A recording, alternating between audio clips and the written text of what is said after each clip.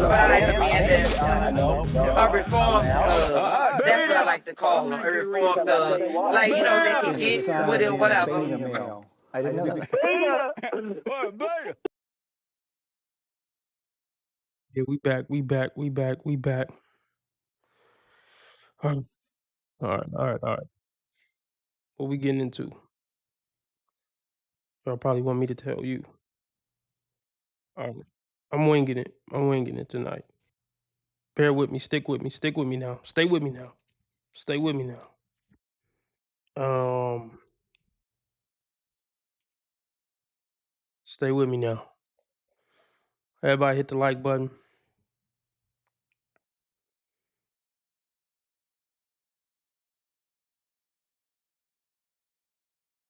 Stay with me now. What we looking like on Rumble?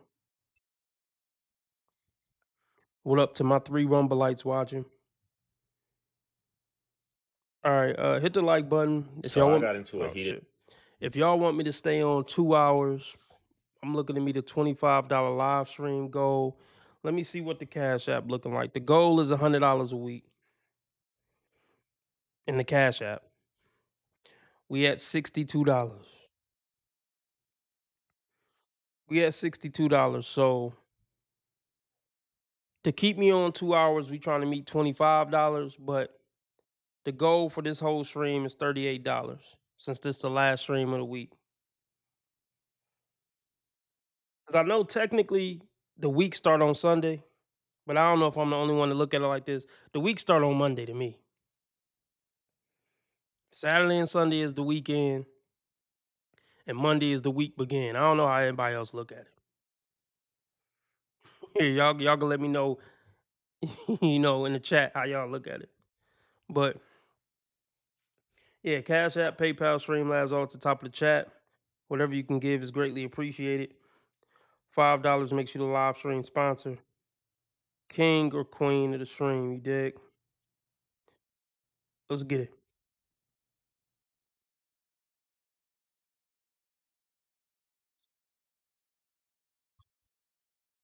debate with an older gentleman. So I got into a heated debate with an older gentleman today, talking about provider men, what men should provide in a relationship for a significant other, this, that, and the third. He's 60 years old, right?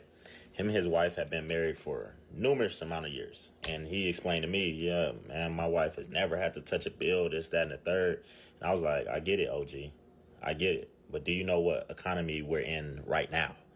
And he said, yeah, y'all young folks just ain't trying to make enough money. I'm like, okay, well, how much money do you think these young folks need to make to provide for 2 people off of 1 income?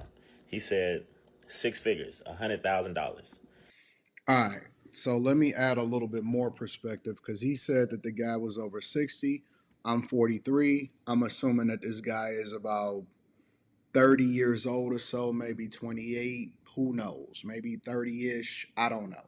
But you can see the levels, right? Like above 60, 43, 30. That's across the board. So now maybe I can add a little bit of context so I can bridge the gap between the two. Okay, let's let's see. Let's just Google how much does it take to provide for a family of 4. Let's see.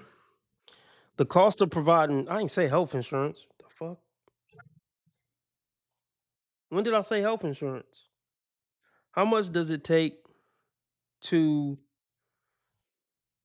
let's see, how much does it cost to have a family of 4?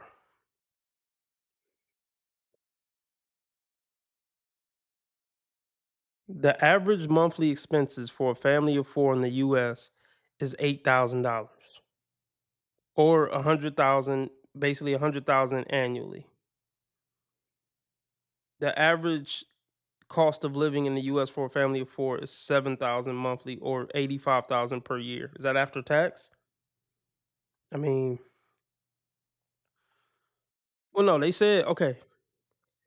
The average monthly expenses is 8,000. So we're gonna just say that's after tax. So and that's just assuming that you meet a woman, y'all have 2 kids like you supposed to, replace yourselves. Okay, cool. So let's just I mean a lot of us probably we grew up poor. I feel like most people in the world grew up poor. So we know that you can make it off way less than this. But let's just play the game. Just play the game.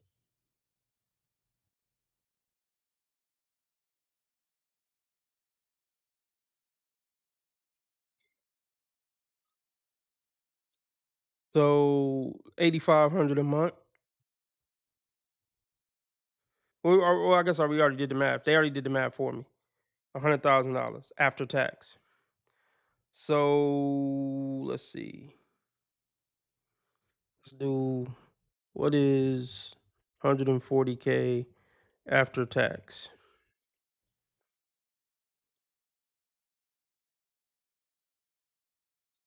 Okay, so bet. So you got to make 140K. Okay, 140K. What percentage of men make, let's just say 150,000?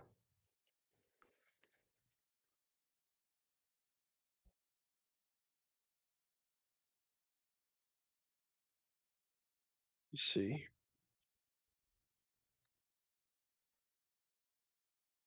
See what percentage of men make 100,000? Let's see. What percentage of Americans make 6 figures?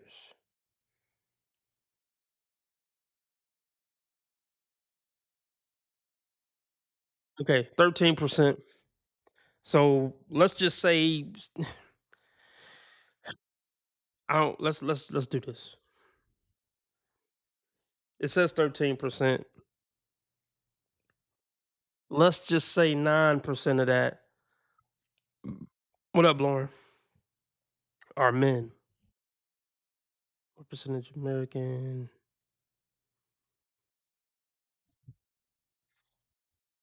We'll just say we'll just say 10%. And then, or matter of fact, I can look it up. Hold on. Let's look it up. I don't know why I didn't go to this first. Let's do what is it? Delusional calculator. My standards, bro. What the hell is? Here we go. Fuck.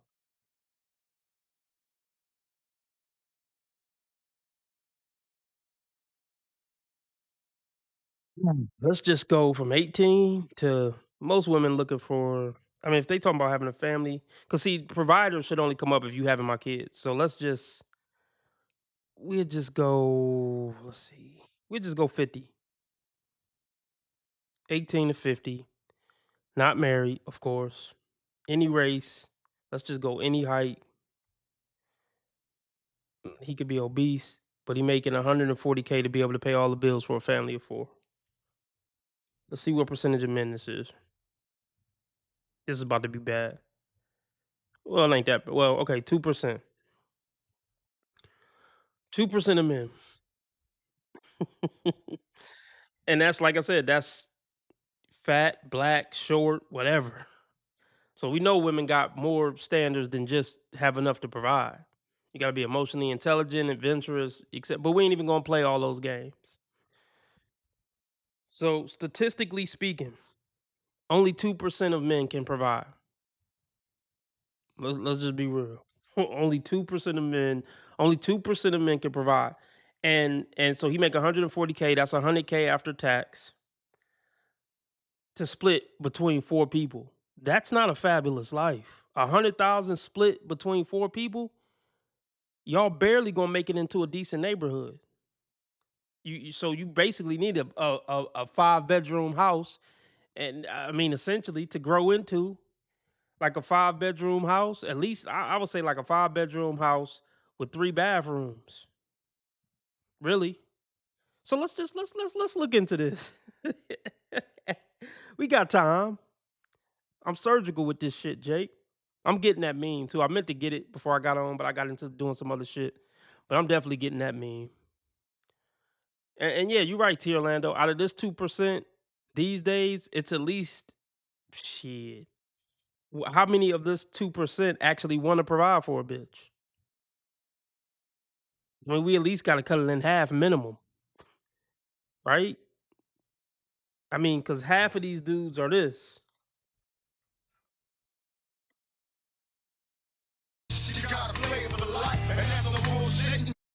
Play it for life, and there's no bullshit.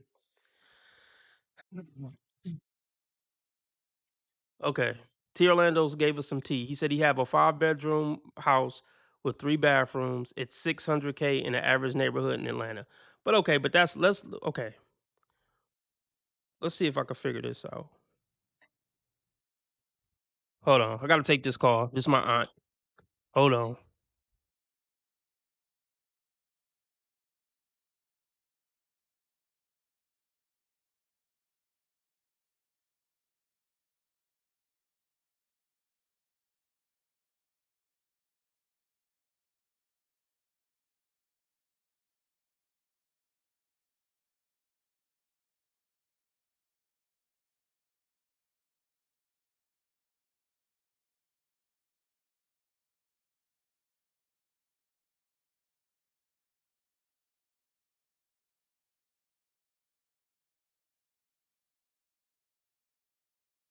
It's time to vent with Tay, so buckle up because I'm freaking frustrated. Why am I frustrated? I'm frustrated because in today's world, being the default parent pretty much means like you are the only parent. And with that being said, being a working mother, a working single mother with 2 children, is so conflicting because my children come first always. Always. But in order to support my children, I need that job. But what's hard is when they're in daycare and the daycare's closed for holidays. For instance, next week is the 4th of July, so they're closed on the 4th and the 5th. Well, I'm a cart girl at a golf course, and holidays are very big here, so I need to be here. So what do? Even though I know the answer always, I ask the other parent, hey, could you help me with one of these days so I don't have to take both days off? For many reasons. 1, I don't want to lose my job. 2, I need the money. And 3, it would be nice if you could do that. Immediately, the answer was no. So it's just frustrating. Like, what if I lose my job? I don't know.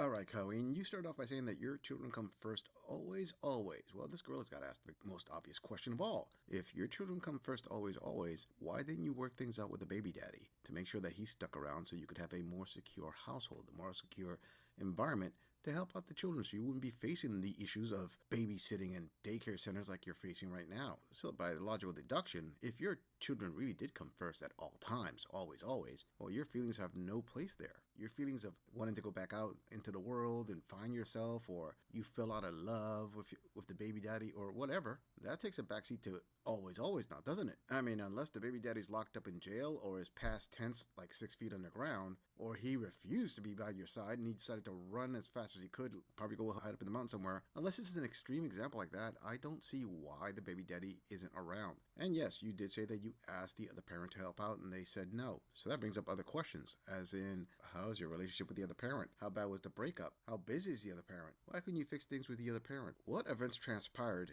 that the other parent just simply doesn't want anything to do with you? In the end, the biggest fact is you chose the other parent, so you have to live with your choices. Hey ladies, you could try to say this gorilla is just trying to blame her for all this, but let me point out that there are millions upon millions of cases in the US alone of men who have lost everything in family court and they still have to live with the consequences of their choices. So cry me a river, sister. Before we move on, I want to say thank you, fam, to all of my subscribers for supporting this channel. I truly appreciate all of you who leave comments, who like my videos, and share them on other social media platforms. I truly gotta say thanks, fam. If it wasn't for you, I wouldn't be here. And for those of you who haven't subscribed yet, I thank you for tuning in, and I hope you decide to hit that subscribe button. Moving on. I just want to meet a man that loves Jesus, loves his family, likes for a woman to cook for him because I love to cook, And that isn't, I mean, you know, oh, well, that isn't a narcissist. I'm 5 feet tall, so you gotta be 5'1". Well, how is that so hard? Jesus, 5'1". You like to have food cooked for you, and you love your family. Oh, and you can't be a narcissist. Oh, and preferably in South Carolina, but at this point I'll move. I'll go to Alaska. If that's where you are, that's where I'll go. Does not compute. Does not compute. Does not compute. Well, sister, let this girl tell you exactly what the hard part is. You see, the one thing that you have on your profile that you didn't put in this video, that you are a single mother. That changes the dynamic. All right, ladies, let me come at this from a different angle. Okay, let's imagine that you're 18 years old, completely single, you have no commitments to anybody. That's the equivalent of you going to a new car salesman and you have about $50,000 in cash on you. So you can tell the salesman, hey, it's a buyer's market right now. I can buy any car that I qualify for, and I have $50,000 to qualify for it. And then you look around the cars, great, bam. So now you made your choice. You bought a car. Unfortunately, just like life, it was your decision, and you chose a lemon. That's on you. Fast forward 4 years down the road. Well, now you got this car with a bunch of mileage on it, you know, and let's just say it's ran a good amount of miles, carrying a heavy load more than once. And you no longer have the $50,000. You have maybe $2,000. So now you're asking, well, why can't I just take this car back to the dealership and sell it for $50,000, just like what I paid for it? That's you not taking into account the age of the car, all the miles that have been put on it, yada, yada, yada. Well, kind of similar when you're a single mom. You're no longer the brand new car off the lot. You're a car that needs some tender love and care, and you want a responsible new owner. So brand new car prices, you cannot apply. Moving on. How do you stop being angry? Like, how do you stop being mad about that it does no good to be mad about? Like, my natural reaction when I'm, like, overwhelmed with, like, tasks on my plate, my natural reaction to that is to be, like, snappy and irritable until I can regain control of, like, what I got going on, right? And I hate that. As much as I try to fight it, though, in order for me to, like, fight that, I need silence for a little bit. When you have 5 kids, they don't care about that. Like, the 2 older do a little bit, but that's not enough. Like, most of the time they just don't care. They don't get it, and I get that because they're kids, and they shouldn't have to get it. But, like, okay, so I'll be like, have like too many things going on at once, and like I get stressed out, and then I get irritated because I'm stressed out and I can't like regain control because I'm being pulled in like 10 different directions. And then so I get irritable, and like when I get irritable, like my kids get the brunt of that, you know what I mean? And like my kids don't want to be yelled at on a freaking Thursday night. This thing, I lost a lot of viewership. What? Oh, we still got 15. Can we get the likes up? Yeah, can we get the likes up? It's 15 people watching. It's only, oh shit, I lost all my Rumble viewers. But anyway, I need the likes up if y'all can. And then if y'all want me on for 2 hours, let's get the donations up. Cash App, PayPal, Streamlabs, all at the top of the chat.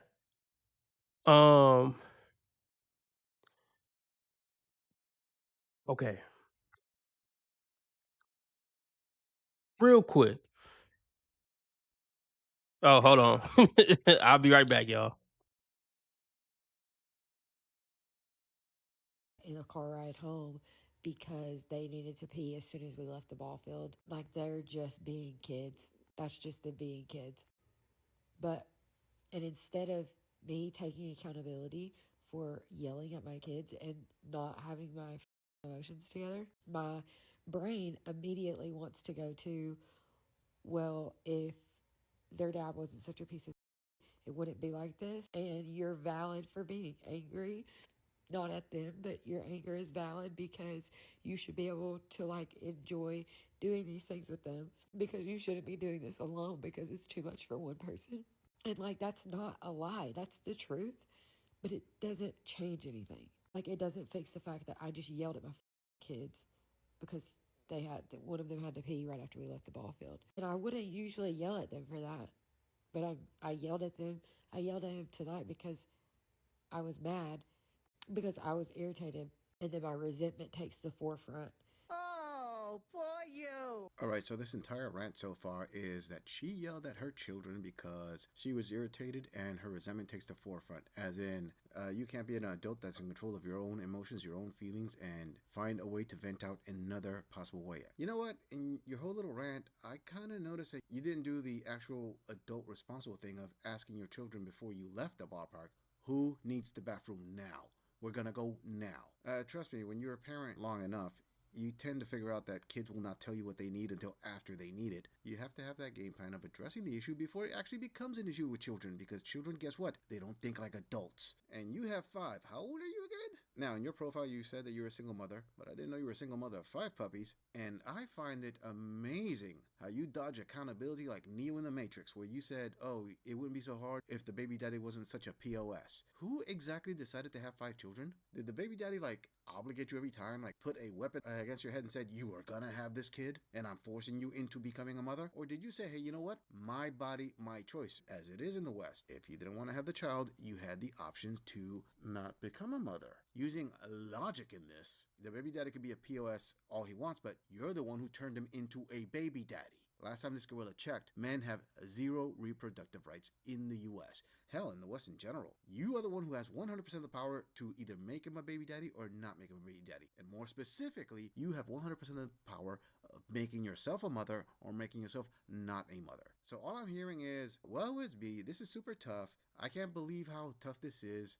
And I'm angry at others, and I want to blame others for this situation. I'm angry at the kid. I'm angry at the baby daddy. And the only responsibility you're taking is, oh, I shouldn't yell. That's really the only thing that this gorilla is hearing so far. Well, I guess when you queen started chanting my body, my choice and going around saying that you wanted the rights to terminate everything, that should have been included with some instruction manuals, as in, if you decide not to, you're going to have a boatload of responsibility, to include peeing right after you get into the car. But let's hear what else this queen has to say.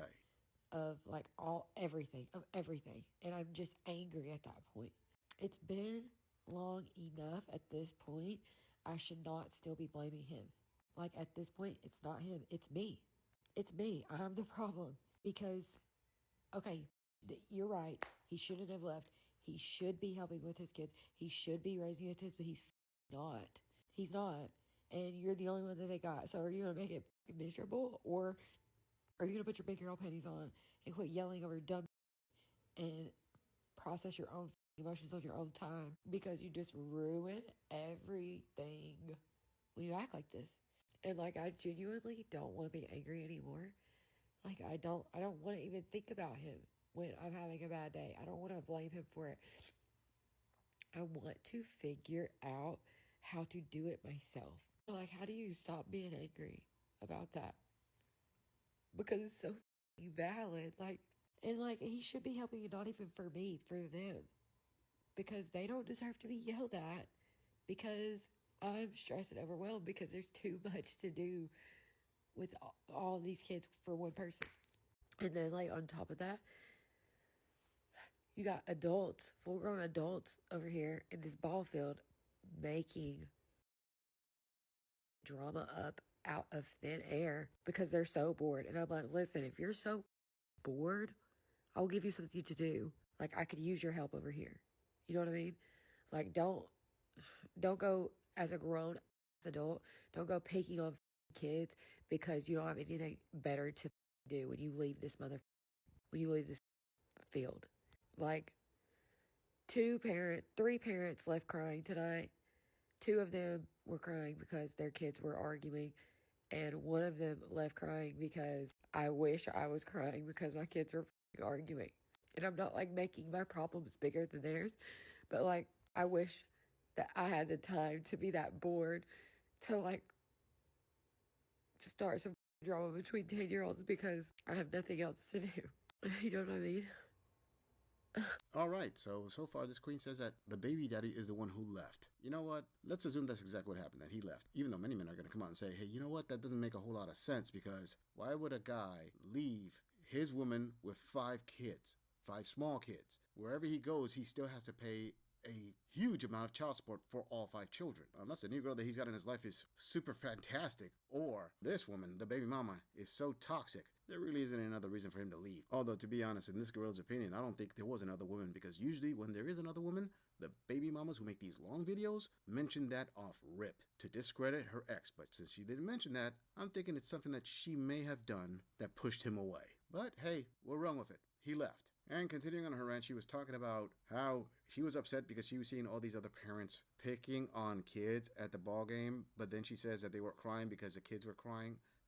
No, be more specific, Queen. What you're talking about is you were upset because you saw 2-parent households. You saw 2 parents out there with their children when you were by yourself. You said it yourself. If you want some drama, I'll give you something to do. Okay, fine. That's something that you want. As in, you are a single mom and you need help. And you keep resenting your ex. I'm sorry, Queen, but see, something doesn't match up right here with this gorilla. Because you keep mentioning your ex over and over and over again. It really sounds like you miss him. And if we're going to use just basic logic, you're not going to miss a true POS. You're not going to miss somebody who was abusive. You're not going to miss someone who went out of their way to make you miserable. No, usually, even in femme speak, when a woman misses a man, usually it's because the guy left an impression that stayed with them. I mean, that's alpha wooding 101. I would venture to say the guy wasn't a half-bad kind of guy. Something happened and he left, and now you're upset because he became the exception to the rule. He did what most women do. He left. Now here's a crazy idea that this girl is going to put out there to single moms, especially single moms who have 5 kids. How about you do this little experiment? Why don't you start dating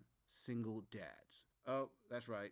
You don't want a single dad because you don't want to take care of somebody else's kids. You want a guy to come in and take care of your kids. You know, priorities and all. Oh, well, Colleen, all this gorilla can say is add all those tears to the bucket. You got a long ways to go. Something tells this gorilla that in the not-so-distant future, you're going to be making a lot of videos about the different rides you had on the carousel. The chat was great.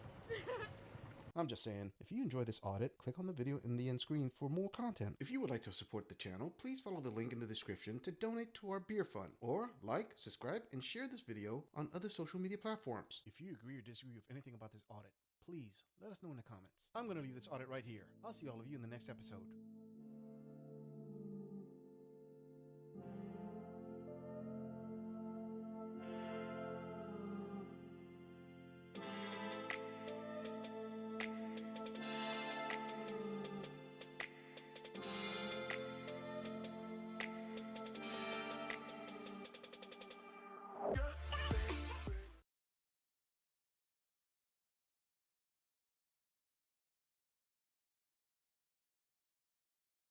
This apology is for all men. Apology is for all men. The growing insecurity in women because men refuse to approach them. This apology is for all men because I am sitting here struggling with probably some of the worst cramps of my life. And to think that's just a fraction of what you guys go through when you have a cold, that I feel like I've just been so insensitive. Ah, thank you. Thank you very much. What a lovely woman. She's taking the piss, obviously. You know, comparing her cramp to the cold a man gets when man gets man flu and man's sick for real. Yeah, she's obviously taking the piss. But I'm going to take it anyway. I'm going to accept the apology. Apology is for all men. Yeah, why wouldn't I? I'm a mansplaining her joke. Yeah, I am. I'm going to take it. Because sometimes some men do think that you're overdoing your pains, aren't you? Are you really in pain so much? Or you just want an excuse to be annoying and loud? Just like a woman. And nagging. And literally all I can say is I'm sorry. Sorry. Apology accepted. So I was just watching this woman in San Diego talk about how men in San Diego don't approach women. Now, she's married and I'm in a relationship, but she says all her girlfriends say men never approach them. And I can say that when I was briefly single, here in San Diego, between my divorce and my new relationship, men didn't approach me either. So is it the men in San Diego, or is it the women in San Diego making men not want to approach him? I mean, what sort of vibe are they putting out? I don't need a man. Men never approach them. Are they putting out a vibe? Or do a lot of the women there have a reputation? Hey, comment if you're from San Diego. What the women there like. I mean, I tried online dating and that was so much worse than the first time I tried online dating. I think it's just become so saturated and cynical. But it's true. Men don't approach. And I was starting to feel like there's something a little wrong with me. But I have heard this from so many women. And I honestly think in a place like Southern California, so not exclusive to San Diego, Men get feminized in just like creeping ways, right? This is such a comfortable, nice place to live. It's also super appearance oriented.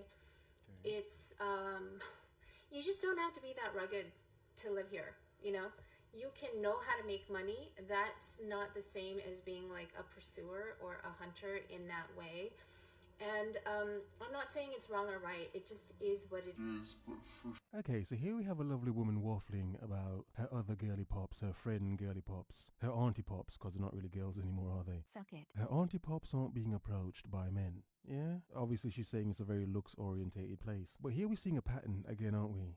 The common pattern of men not doing anything. Men are there, they may look, but they're not doing anything, they're not approaching. And it's not even in just San Diego. This is just an example.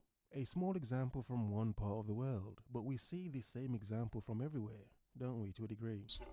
Now as men we understand what we're doing and what we're not doing, why we choose to, and for the most part not to pursue. Yeah, what's the point? But what you can see happening over time, what you can see that's been growing and building over these years, is a growing sort of insecurity among modern women because men are, they're using what power they have. Yes, they have the power to approach, but they also have the power not to do anything. To still observe, yeah, of course, but to not put an effort in. Pardon me. Hope that wasn't too long. So I got a story to tell. Yeah, I definitely got a story to tell. Um, hold on.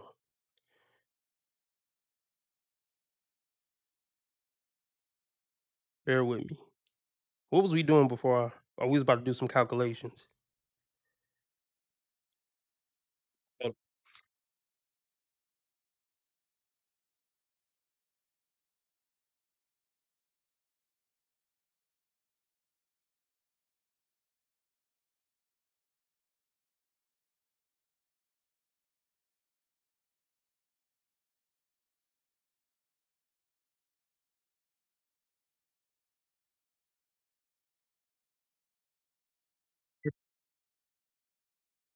Uh, let's go. Let's finish our calculations. I was going to do. So where were we at? I'm sure I lost. Did I lose all my viewers? No, I didn't. Let's get the likes up. Oh, Sheila in the house. What up, Sheila? It's been a minute, Sheila. Hope all is well. I guess all is not well because somebody's saying I see you. That fucking sucks. Just waking up from it. That's fucking terrible. Sheila, I hope you're all right. That's fucking terrible. All right. Everybody send your well wishes to Sheila. But let's get back to the calculations we were going to do. So let's just say 1% of men in America can fully provide for a family of 4. So let's see. You went code blue twice. So like you were checked out. What the hell is code blue? Like dead?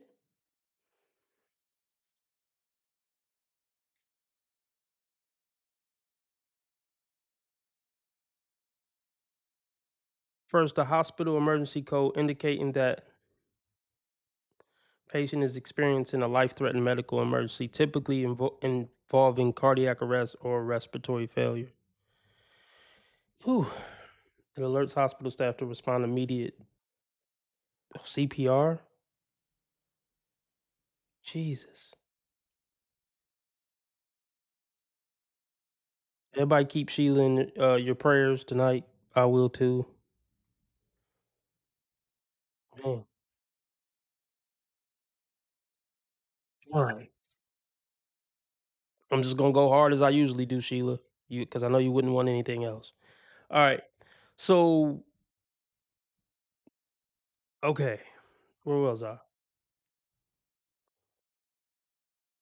What's a middle ground place to live? What is how can I word this? What is a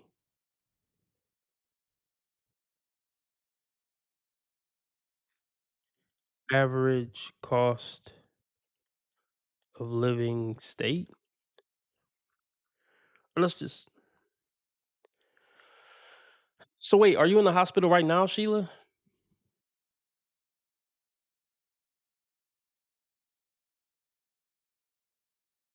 Okay, everybody pray for Sheila. That's fucking horrible. Okay,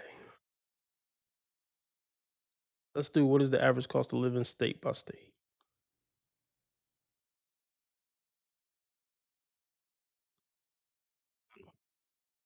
Bear with me, y'all. This is kind of a shitty stream because I kept pausing it and getting on the phone, but bear with me, everybody. Let's take a look. What's the living index? So what's the middle of the ground? So the lowest is what? 84. You're gonna look for a low. I just want like a middle of the road state. So if the lowest is 84 and the highest is 186. So what's so let's see. So what one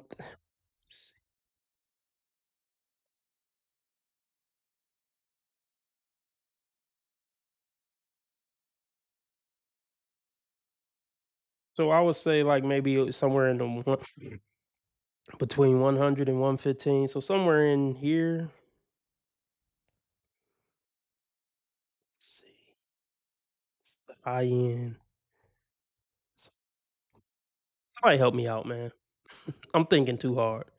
What would be the middle of the ground state based on this? If the lowest is 84 and the highest is 186, which is damn, I didn't know Hawaii was the most expensive state to live in. We're just gonna go one of these. So let's just go. Let's go Colorado. Let's just do Colorado.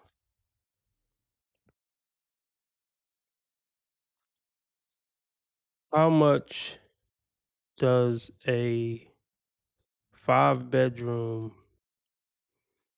3-bath house cost in Colorado? Oh shit. The cost of a 5-bedroom, 3-bath house in Colorado can vary significantly based on location and market condition. The average home value in Colorado is approximately $554,000.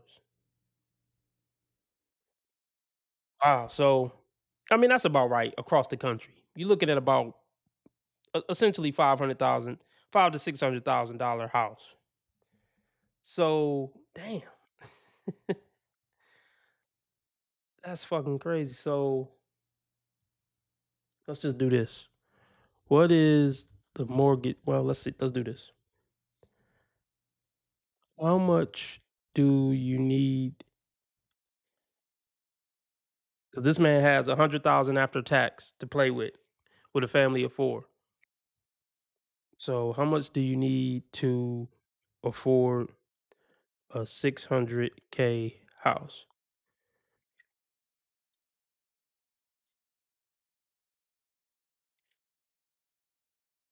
You could probably still you could probably still squeeze it, but let's see, between 150 and 200.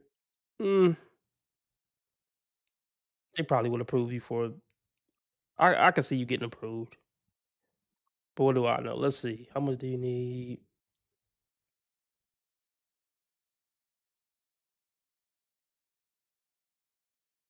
Hmm.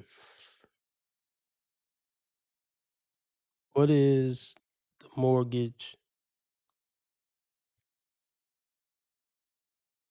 for a 600K house? I mean, he could probably swing it. How much mortgage payment on six? Assuming you have 20% down. Oh shit! So you need to put 120 down. How long would it take a man that make 100K to put 120 down? Well, See, he could live off 50K, but see, these are the sacrifices women would need to make that they don't want to make.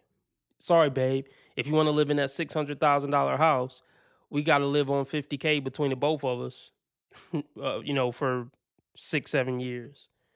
So let's say he make 100K after tax. So yeah. So we could live on 70. I could save 30 for 5 years and have 150K and put 150K down. So we're gonna slum it for 5 years while I save up 150K to put down. So for a 30-year mortgage with a 3.5% interest rate, you'll be looking at 20. Okay, that's doable. You could That's doable. He could pull it off. 2,100 a month, 100K a year. So what's that? Let's just do 2,300 mortgage times 12. That's about right. That's about right. A third of your income after tax. That's about right for what you're supposed to pay for a place to live. So either way, so he can pull it off. So a man can, but still, we still talking about 1%. If a man really wanted to pull it off on 100K, he could afford to pay all the bills.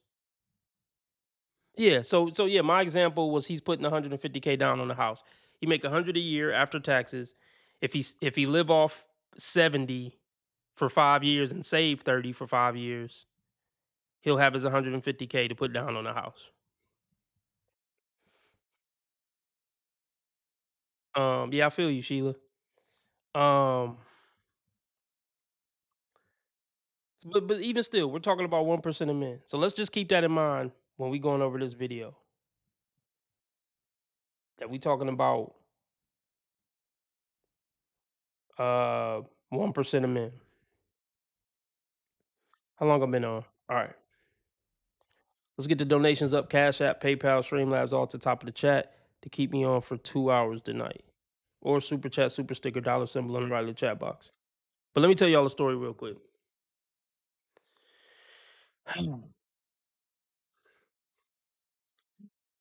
So here's the problem with dating after 40. See, like,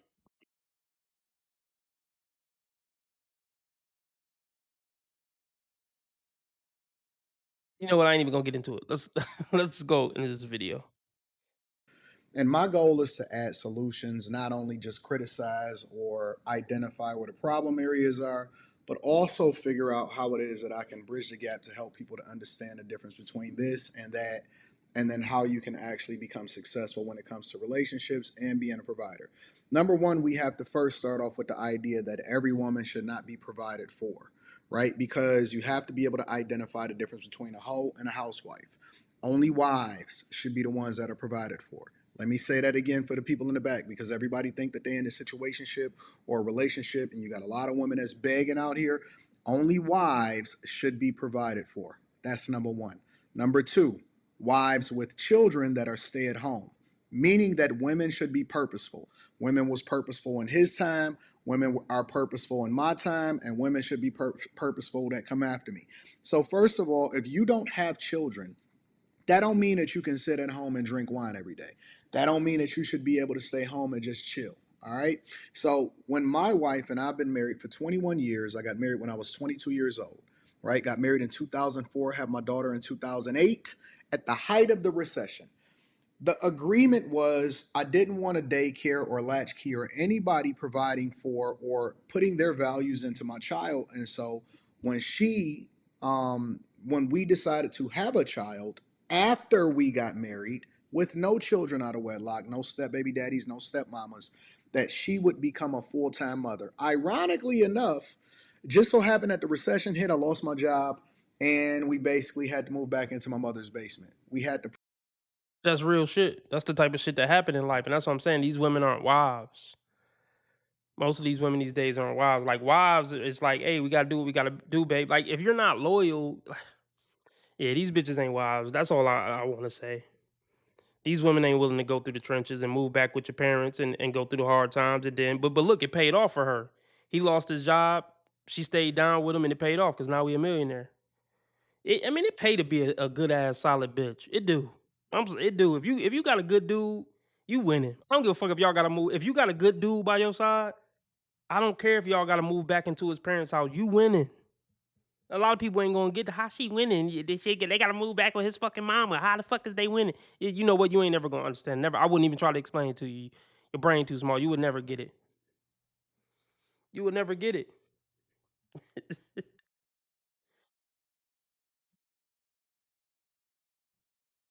Okay, I want to tell y'all a story without giving any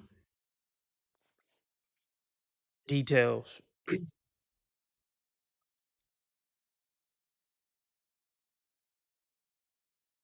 So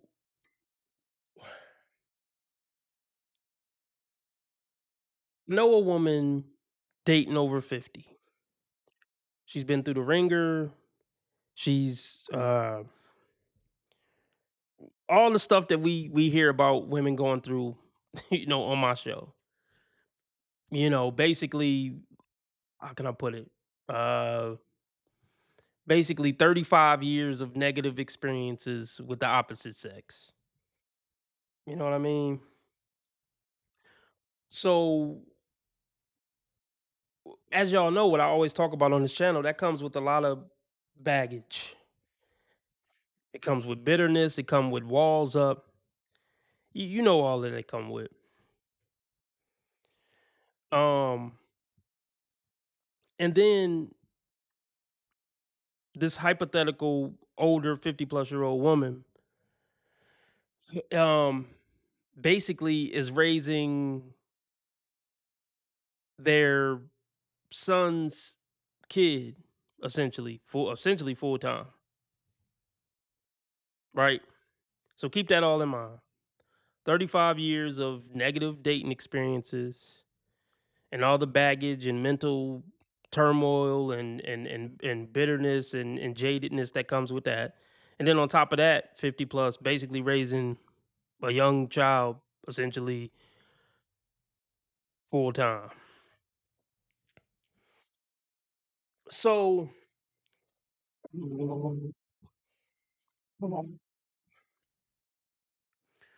okay, this hypothetical woman over 50 trying to date. And then there's this older gentleman who was trying to, I guess you could say, court her, date her, and he's been, texting and calling here and there for years. So he's not really consistent. But they went out a couple of times recently, and let's just stop there in the story. Let's break this down. If he's an older gentleman, what is the benefit for him? And this is a good-looking guy, supposedly. So,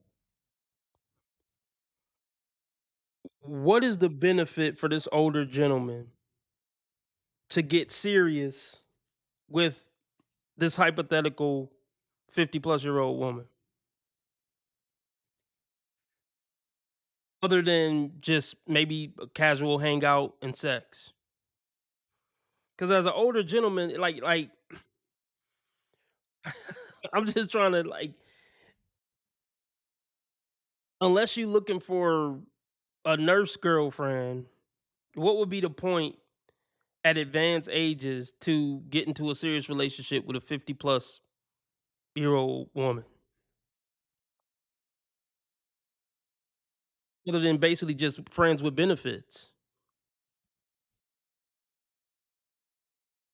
You see what I'm saying? Like,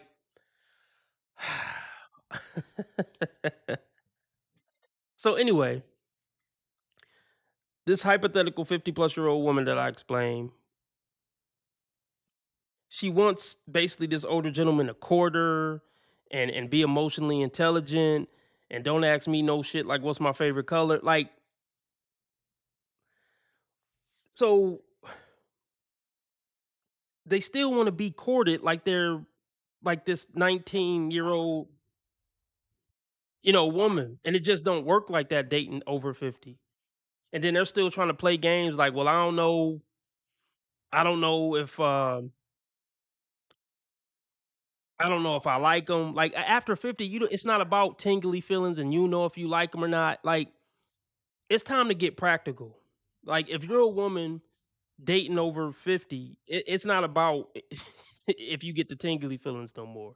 It's time to get super practical. Do this motherfucker got a job? Like, is this person just gonna be here for me? But on the flip side, the hard part is why would a older man be there for a 50-year-old woman other than just hanging out from time to time in casual sex? You see what I'm saying? So it's like a conundrum. That's why I say over 50, it's not even really worth trying to date no more. Just I don't know. Let's just continue. Like I just don't. This is why I say. This is why I say it's not worth it to date over 50 for anybody. It's just because let's break this down. A relationship between a man and a woman is essentially about starting a family. I wish the dog would stop fucking barking.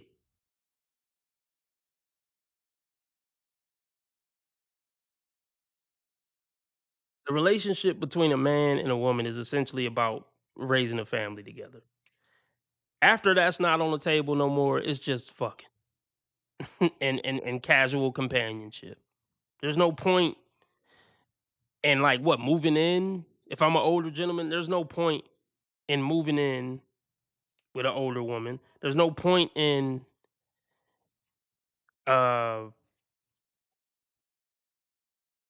I mean, it's just no point in doing anything serious. Like if I was an older gentleman, I'm not trying to come in and pay your bills. I'm not trying to come in and try to clean up your life. Like I don't know, man.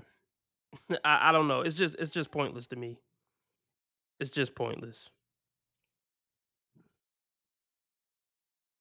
'Cause these older women dating, they still want the tingles.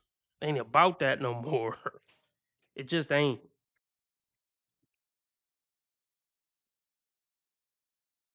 I don't know.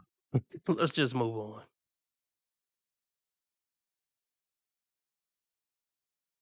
Job, and we basically had to move back into my mother's basement. We had to practice group economics. So, with that being said, though, here's the thing: she worked and added value all the way up until, and it wasn't hard or anything like that, but she worked and she added value all the way up until the time that she was basically ready to burst. And then since then, she hasn't had a regular full time or part time job since then. And that's largely because, um, you know, once my daughter became of age to where she was going to school full time, then that's when she had to decide or figure out what it is that she wanted to do. But by that time, I was back working full time. Obviously, I was way into the throes of hustling and success and grinding and. Let me say this. Let me say this. Because here's the thing about leverage in the dating market. Even for, women who are at older ages, 40, 50, even 60, 70, I guess. Here's the thing about leverage. Before a woman gives the box up, she's still working with some leverage. Even an older woman, even a 50-plus-year-old woman, is still working with some type of leverage. See, the hard part for women is after they give up the box 2, 3 times, all that leverage is completely gone with any man. Like, I already hit it a few times. Okay, I conquered that. What's going to keep him around? It's not most women's mind-blowing personality and attitude. Well, what's going to keep a man around? Like, I remember AD said the only thing that really keep a man sitting up with a woman is if he got kids with her. Other than that, there's really no, I mean, what's the point? It's not like that most women have these mind-blowing personalities and they're just so loving and caring and likable to live with. So, and it ain't like you. I mean, you tired of the box after hitting it 100 times. So, why else would you stay there other than I want to be here for my kid? You don't offer nothing here other than an orgasm. That's about all you offer me is an orgasm. That's it. Okay, everything else is going to be a constant headache, nightmare, walking on eggshells, whatever the fuck. Everything else is going to be that. There is no benefit. After the orgasm, there's not much benefit, really, to keep one woman around too long. Then, like, here's the thing, and then you got to work around her work schedule. Then you got to work around her, schedule with her grandchildren. It's just after you hit it a few times, it just becomes too much, and it's just not worth it anymore. That's why dating at older ages is kind of just pointless. Who wants to jump through all those hurdles? I'd rather just chill and live my life.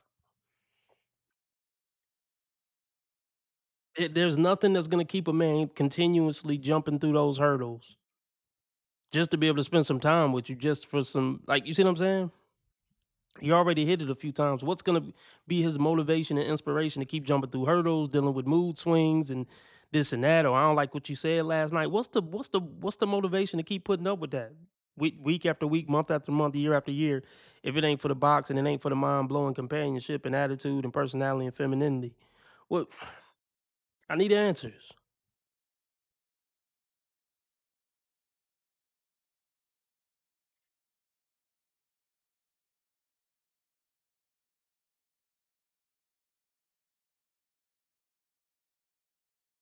See, let me say this. I mean, yeah, T. Orlando said it. If you could jump through a 50-year-old hurdle, you could jump through a 25-year-old hurdle. Essentially, yeah. See, but here's the thing, especially with older women. Like, a part of them knows, like in the back of their head, once I have sex with this dude a few times, I what is it called? I'm behind the 8 ball. Like, like, You don't know that. like once you give it up a few times, you're behind the 8 ball. It's at his discretion. He could just stop fucking with you at the drop of a hat because there's really not really much good reason to keep fucking with you. And I think, older women, they're cautious of that. They're like, well, I got my walls up, but I'm scared to open up. I'm scared to crack the legs because what if he just leave me after he hit 3 times? It's just a rough spot to be in. Then they end up. How can I put this? They end up in a position where they kind of, if they want something, they kind of got to just take what they can get, and they got to. They have to. They have to basically risk it. Like, they have to risk having sex with a guy and him just leaving them after the 3rd time, or even possibly after the 1st time, or blocking her number after he hit once or twice. That's the risk you have to take just as a woman of any age. I guess the difference is if you 19, 20, you still got plenty of time to, heal and jump back on the date market and still be desirable. It's a little different. Um, but then at 50 plus, you got to ask yourself, what's the end goal? Am I planning to get with a guy? And what are we gonna buy a house now that I'm 50 and he's whatever 80? Like, what? Or even if, even if, let's not even say 50. Let's say a woman who's 40. And for a woman who's 40, her dating market is pretty much 60 and up. For somebody to actually potentially take her serious for a serious relationship. After a woman is post 40, her dating market is really 55, 60, 65. So let's just use that example. So what is a 65-year-old man? I mean, it makes a little more sense at 40, but still, let's just say 40. The woman is 45 and the man is 65. So at 65, is he supposed to go get a house with this 45-year-old woman? At 65, he already has his house. Okay, and honestly, at 45, she probably has her own house. So we two grown ass adults with our own house. So okay, we get together, we go on a few dates, we feeling each other. So what's the next step? We sell one of our houses at 45 or 65? I mean, look at this from both perspectives. So okay, I'm gonna move this 45-year-old woman who's basically what, at menopause? I mean, it's all downhill from there in every way, mentally and emotionally for a woman. Let's just be harsh and real. It's all downhill after. I mean, well, some could say 30, but no, definitely after. Let's just say definitely after 45. So I'm gonna move a woman in my house that is basically just gonna be nothing but a financial, mental, and emotional burden on me for the rest of my days. My last 10 to 20 years is gonna be this menopausal woman who's just getting crazier and bitchier and more demanding and controlling every year she get older. And I'm gonna move her in my house at 65 to live out my final days with that. And here's another element. This is a dude who could get coochie. Like, see, the mentality of a man who don't get coochie versus the mentality of a man who do, it's a completely different mentality in life. It's a completely different mentality in life. A dude who, but let's be real. What woman want a man who can't get no coochie? You see what I'm saying?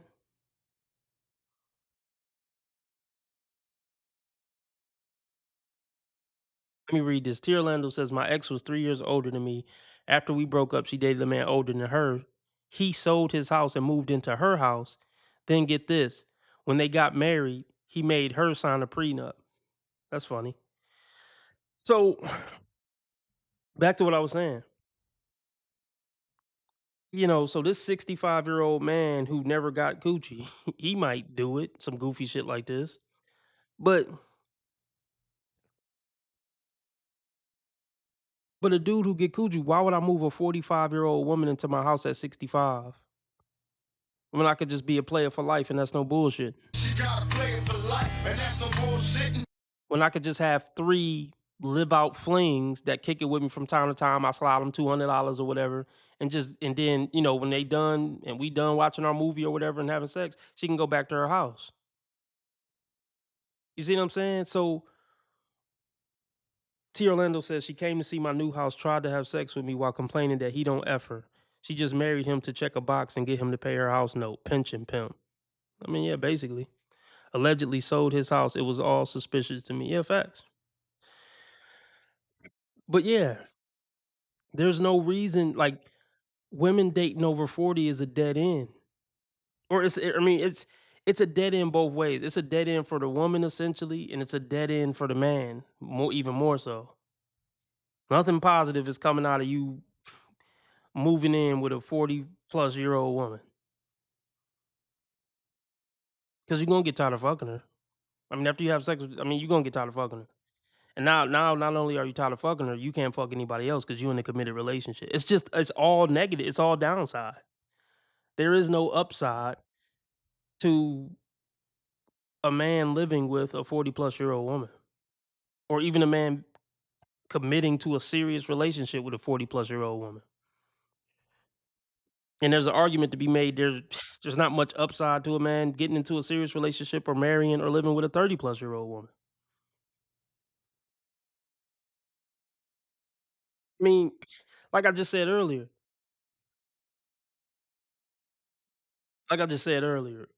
the only reason for a man to live with a woman is to raise a family. That's the only reason why any man should want to live with a woman, so we can raise this kid together. It's dumb as fuck to live with a woman under any other circumstances. Flat out. I can't think of any, like, serious. Knowing what I know now, I would never tell a man to live with a woman unless he's gonna have a kid with her. And the only thing keeping them there is the kid essentially, or money problems, the financial benefit, or wanting to raise a kid with a chick. But honestly, I, oh my gosh, I guess the financial benefit. You could live a better lifestyle if it's two people making 50K coming together and paying bills than if you just had the 50K. But that almost still isn't worth it to have to deal with their mouth and the emotional roller coaster and all that. So yeah, the only good reason really is if you're trying to raise a kid with her. That's the only good reason to even live with a 21-year-old. So I mean, I said all that to say there's really no point in a 40-plus-year-old woman still trying to date. It just isn't. And a 40-plus-year-old woman who been working since 20 and she got her own house and paying all the bills, she's looking for somebody to come take all this load off at this advanced age. And it's like, for what though? From the man perspective, for what though?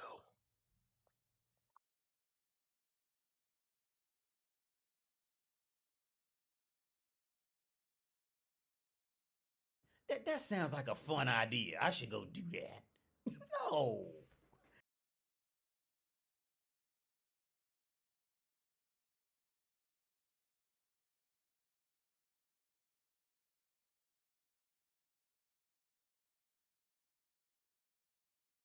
Seriously, let's ask ourselves, like, what do men really like about being in relationships with women other than the sex? Like, if we really seriously, if we break down every element of being in a serious relationship with a woman and living with a woman, seriously, let's come up with a list.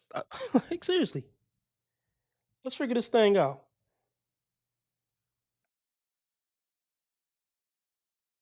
Really, what's the benefit of a man getting into a committed relationship and living with a woman? Let's just say this. Consistent sex. For most men, this is a benefit because most men don't get consistent sex unless you're Chad and Tyrone, and most men aren't a Chad and Tyrone. So we'll count that. Consistent sex. I'll give it that. Come on, help. I need y'all help. I need y'all help with this one.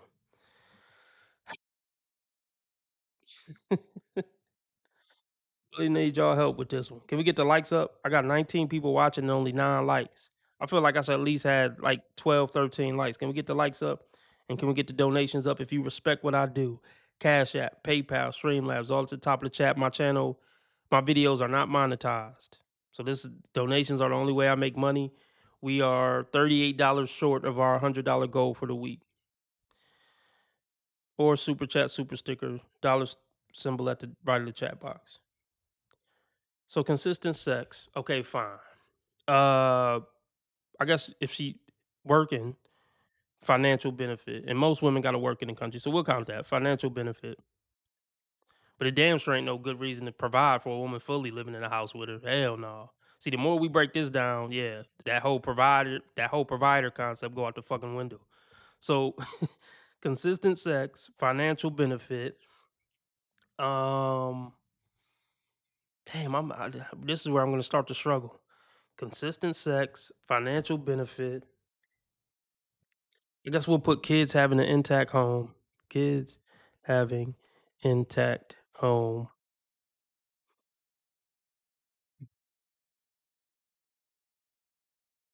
Come on, y'all. I need y'all help after that one. I need y'all help.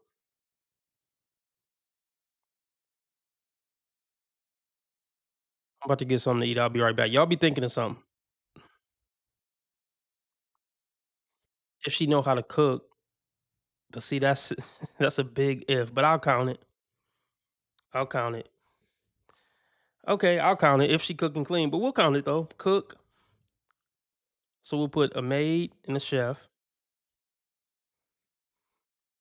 We'll bring in peace to your life. Women don't bring peace. But I mean, yard work. I mean, I guess companionship, but their companionship is, I guess, companionship. I don't know if I would call. I mean, garden and yard work. I don't know if I would count that. Being a good mother to another man's kids. What? Women don't bring peace, so I'm not adding that one. Supporting your purpose. No. I mean, what? But I'll count chef, companionship, maid. I put kids having an intact home. Um, I mean, yeah, there is no peace living with a woman. That's why I definitely can't put that on the list. I don't believe the best woman in the world brings peace. Even women I would deem good women don't bring peace. They bring more peace technically than a toxic bitch, but nah, I don't believe in women bringing peace. Their brain is too chaotic to bring any man peace.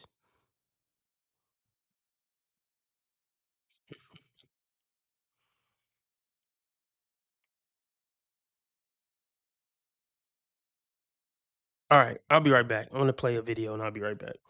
Let's get the donations up. Should I play this?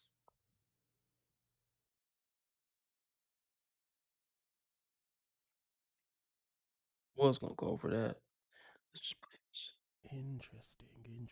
And yes, we've seen it's causing women to scramble and do weird things like stealing finance bro salads. The F? What the F's going on? But yeah, we're obviously seeing the effects of it. One key main effect is, come on, women love attention and validation. It's going to make them insecure when they just simply can't get it. Yeah? I mean, it's easy attention. It's from men. Yeah, you can't just get that. Come on. Silence. Sure, men just aren't approaching that much here.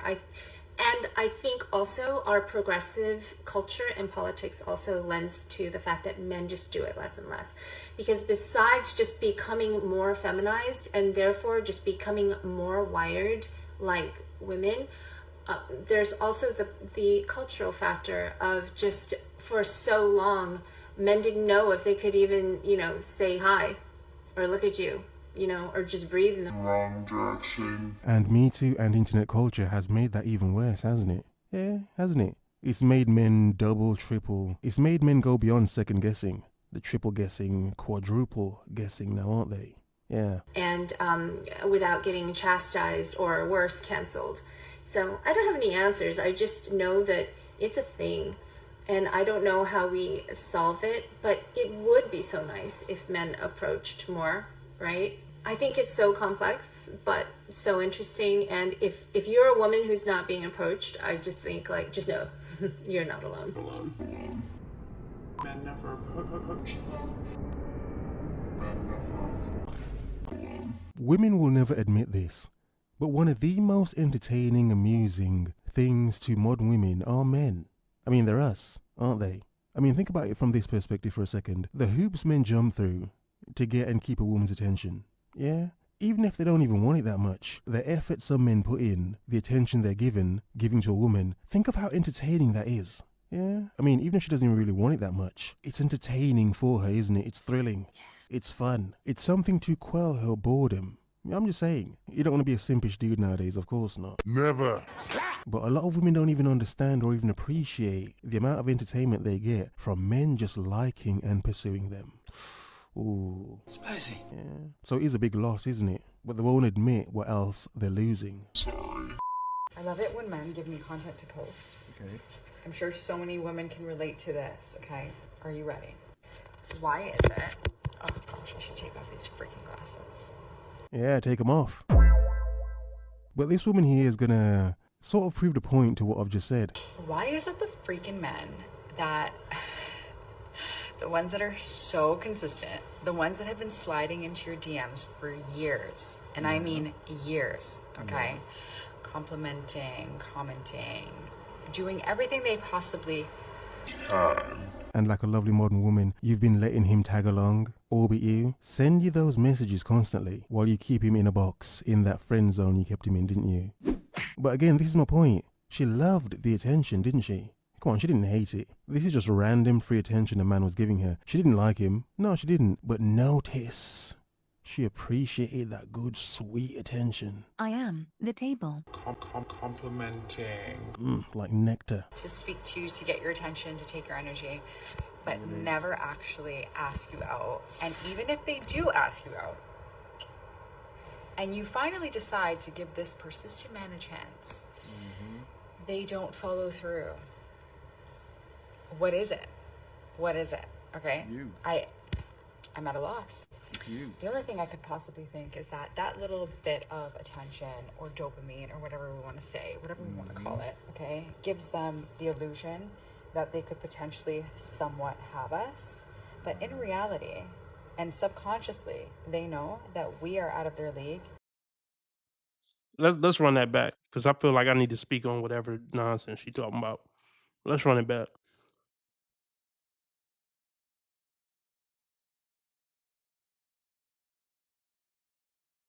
We don't spend too much time Or on it. else they're losing. I love it when men give me content to post. Okay. I'm sure so many women can relate to this, okay? Are you ready? Why is it? Oh gosh, I should take off these freaking glasses. Yeah, take them off. But this woman here is gonna sort of prove the point to what I've just said. Why is it the freaking men that the ones that are so consistent, the ones that have been sliding into your DMs for years? Beta. No. I'm an alpha. Beta. Oh, because I tell you why. Beta. It's a sign of being a beta male. I didn't know that. Beta. What, beta?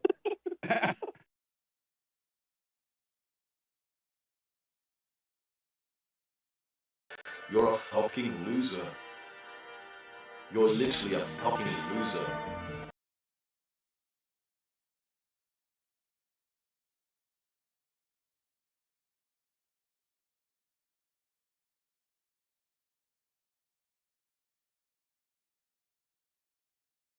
Touch on something else too.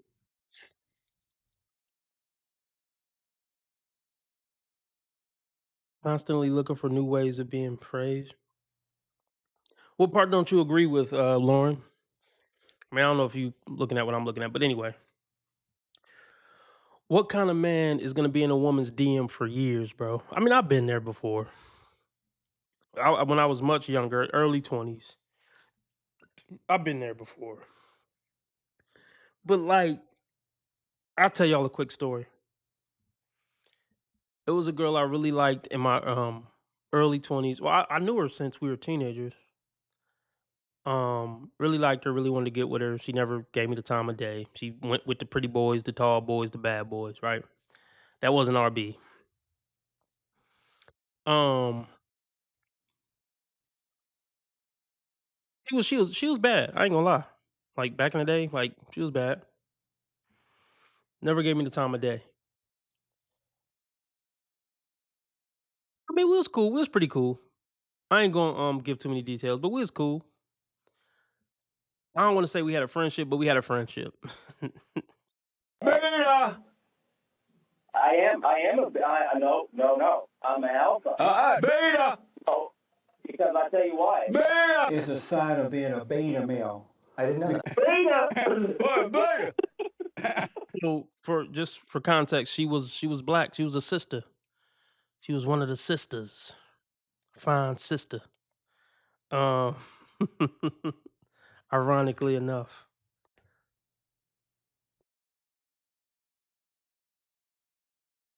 Isn't it ironic?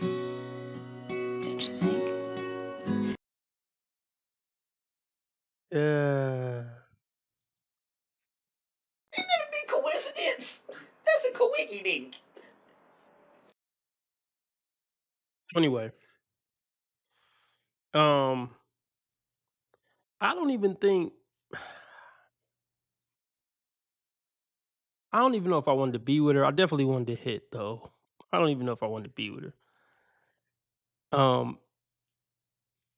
I probably thought I wanted to be with her, but if I actually would have got her, probably within a month or two, I would have realized I probably didn't want to be with her. But anyway, I'm getting off track. The point is, I really wanted to be with her for years. I would hit on her for years, try to get with her for years. She never gave me the time of day, right? That was God protecting me. That was God protecting me. Thank you, God. Because I look at her life now, and it's essentially effed up. And I'm glad I'm not part of that train wreck. I mean, I don't wish any harm on her. I'm not happy that her life is messed up. But they all go down the same route. They all go down the same route. I think she got multiple kids by some dude who had like 5 kids by 5 different baby mamas when she met him. And that's who she picked to have like I think she got 2 or 3 kids with him. It probably was never even in an official relationship. It was probably just a situationship. She went down the same road that the overwhelming majority of B-dubs go down. And it's sad to see because I grew up with her. But she effed her life up the same way that most B-dubs effed their life up when left to their own devices. So I'm glad she didn't mess with me, you know? But it's still funny looking back, like, her life would have been better messing with me, funny enough, but they never picked a decent dude. They never picked him, but now her life kinda sucks. But but what else was I going? Oh, I was gonna tell another story real quick. All my homies I grew up with that actually had potential to be decent dudes, they were intelligent, they had a good heart. You know, I grew up with them from kids, so I could say that they were smart guys. Like they had all the tools like I had to grow up and be a decent human being. All my niggas like they went the Pookie and Ray Ray route. All of them. But most of my childhood friends, even ones who, like looking back, I'm like those was good dudes. We used to play video games. I would talk to them. I would see where they had at. They had a good head on their shoulder for their age. Like they wasn't on no nigga shit. But all of them eventually hooked up with some friends who was on some nigga shit, and now they on nigga shit. They all on nigga shit. Certain family members who obviously I grew up with, and they had a good head on their shoulder. That if I would have guessed back then what they would grow to be, I would have been like they're gonna grow up to be upstanding men, probably have family, probably get married. They gonna be solid dudes. They all got on some nigga shit. I'm one of the only people from where I'm from, or just people I know, period, that grew up with or in my family or whatever, who not really on some nigga shit. I ain't gonna say I don't know anybody, but everybody that's close to me, like who know me personally, not just like we friends on social media and oh, I went to high school with that guy. Like all the people who actually like know me for real, they pretty much all on nigga shit.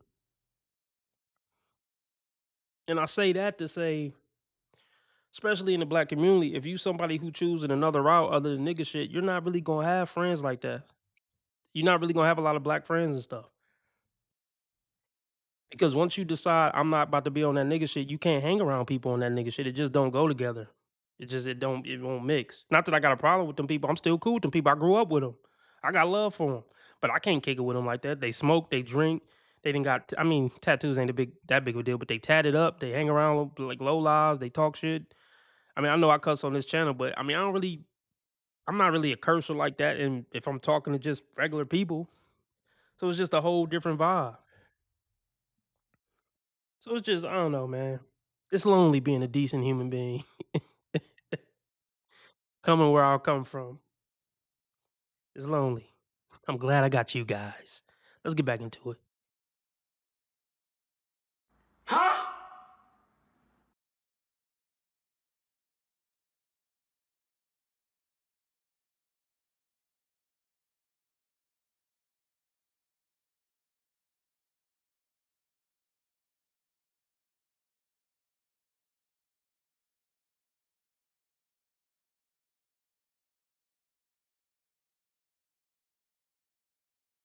Sliding into your DMs for years, and I mean years, okay? Complimenting, commenting, doing everything they possibly your DMs for years, and I mean years, okay? Complimenting, commenting, doing everything they possibly And like a lovely modern woman, you've been letting him tag along, orbit you, send you those messages constantly while you keep him in a box in that friend zone you kept him in, didn't you? But again, this is my point. She loved the attention, didn't she? Come on, she didn't hate it. This is just random free attention the man is giving her. She didn't like it. No, she didn't. But notice, she appreciated that good, sweet attention. I am the table. This whole concept of women lowering their standard, bitch, you are the low standard. The fuck are you on about? I don't even lower my standards. You are the low.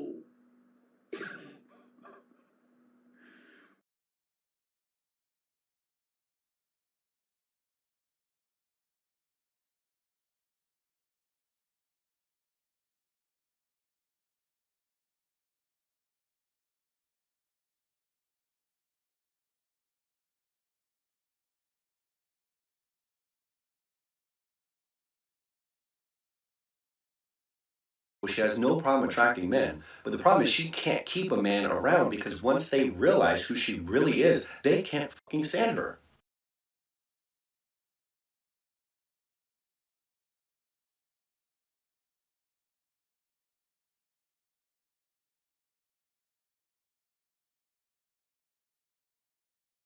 We have the ability to be somewhat what you call difficult. It's not difficult. We just have a baseline standard. And if you can't meet that standard, that's okay. A lot of men cannot.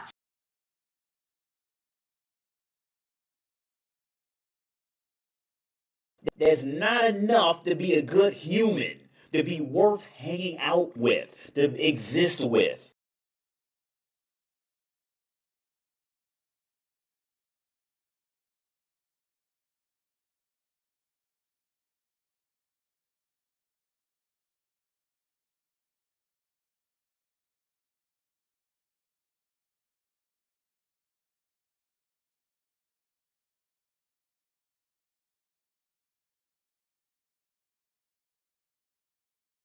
Are you fucked? How fucked up are you, bitch? Are you fucking retarded? Fucking retarded? Are you fucked? How fucked up are you, bitch? Are you fucking retarded? Are you fucked? How fucked up are you, bitch?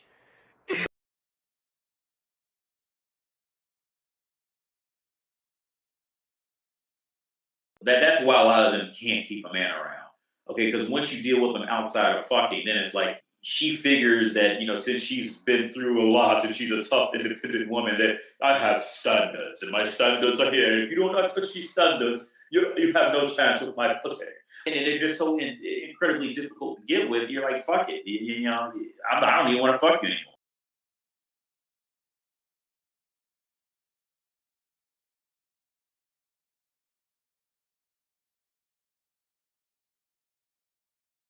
You know what's kind of crazy? I actually want the best for women. As shocking as that may sound.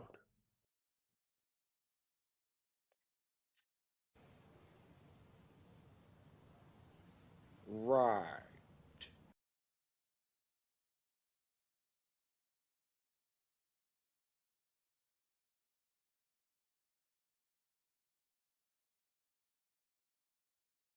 Like what? What?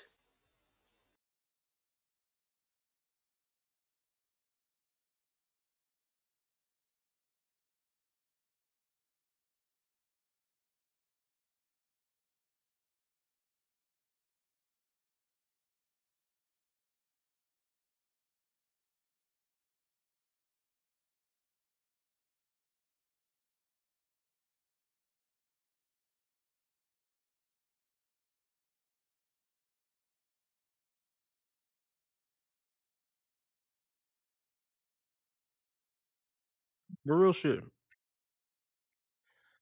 Like I really would like to see women making better decisions, and as a result, they would have better lives, and it would be a better society.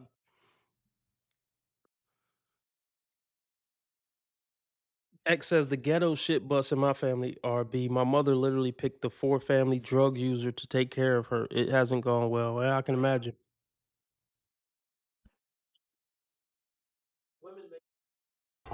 Complimenting. Like nectar. To speak to you, to get your attention, to take your energy, but never actually ask you out. And even if they do ask you out, and you finally decide to give this persistent man a chance, they don't follow through. They're not worth it. But look, let me say this. One thing that frustrated me when I was younger, trying to date, trying to get. All right. See you later, Lauren. I'm imagining we'll probably see you tomorrow. Shout out, Lauren. The thing that used to really frustrate me about girls when I was younger, they wouldn't just be straight up with you. They wouldn't just say, I don't like you like that. They would just string you along or keep you in the friend zone, but they would like you would shoot your shot and they would kind of not be interested, but not just tell you flat out, look, I don't like you, stop asking me out. That would get on my nerves. And then another thing that would get on my nerves is girls would always tell me how handsome I am, but I'm like, well, if I'm so handsome, fuck with me. So that would piss me off too. Um, but yeah, let's listen to some AD. I don't know what this bitch talking about, but it don't matter.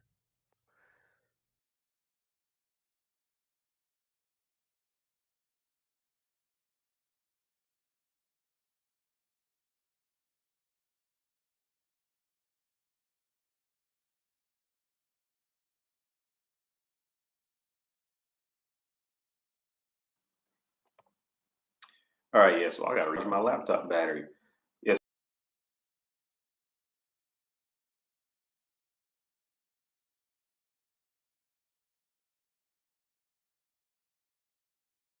Yeah, so I'm back. And I got done talking to a friend of mine, man. He's with this woman who's, I think she's like 32 or something.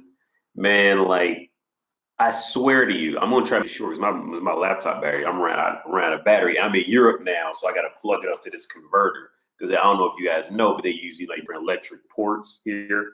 So I gotta like I gotta take some plugs out. But yeah, man, like man, when they get over 30, when they get, I say like 26, I say 25. But when they start getting 26, 27, 28, man, like looking back on all my friends, right?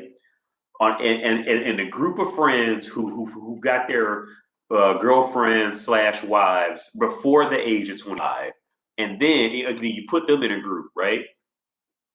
And then the guys that I know who found their wives, baby mothers, and all this after 25, we put them in a group. It's these two groups have generally the same running culture within the two, and I swear, and like with me, when I had like when I talk to women who are under 25, there's a certain culture you have with that, and then when they get over 25, there's a different culture you have with that. And and to be honest, like when they're over 25, that's just not worth long term relationship. It's just not. It Facts. That's a fact. Yeah, I mean, so Kevin says handsome is not a compliment when women use it. For the men they find attractive, they use words like sexy or turn on. Yeah, I guess you're right. I guess you're right. And well, I guess you know what? You're right because the women who how can I put this? Here's the thing. No, you're right because the women who wanted to have sex with me did say the word sexy. Well, okay, one. I'm only thinking of one. I'm trying to think have I ever uh okay, shout out to George, the last patriot. He donated $2. He says, "Good evening, Sensei. Shout out to Replicant Fish." Yeah, shout out to Replicant Fish. Everybody, shout out George, the last patriot. Appreciate the support. But you know what? You're right, Kevin. The women who I've had two women um express the word sexy when referring to me, and those are the women who are willing to have sex with me. But then the other women, here's the thing about about women. They don't really want to give a man a compliment. It's not really in a woman's nature to it's not really in a woman's nature to just give a man a compliment. That is a rare. I mean, as men, we know that. We know we don't just get compliments from even if you are, good looking guy or whatever. In order to get a compliment out of a bitch, you got to be pretty much a 10 out of 10. And I'm not saying I'm a 10 out of 10, but I'm just saying like it's rare that a woman's gonna give a man a compliment, even if she do think he's sexy. So, um, but this is what I was gonna say. women are so shallow and superficial. If a woman have sex with you and it ain't for money, she probably think you sexy. It's a good chance she think you sexy. I mean, there's other ways to get women in bed. You could be super charismatic. You could have high status. But usually the dudes who are getting women in bed because they're so funny or they got so much status, they know that they're not getting this woman in bed because they're sexy. you know, the type of guys that women would call sexy, those guys pretty much know that they're very attractive. Um, so those guys know who they are. But for the most part, I feel like in most cases, if a woman is having sex with you, she probably find you sexy. Matter of fact, let's do a poll. Let's do a quick poll. Let's get some more donations in. I'm gonna stay on at least 2 hours, and the only donations we got is $2. So yeah, let's get the donations up since I'm giving y'all a 2-hour stream regardless. But let's do a poll.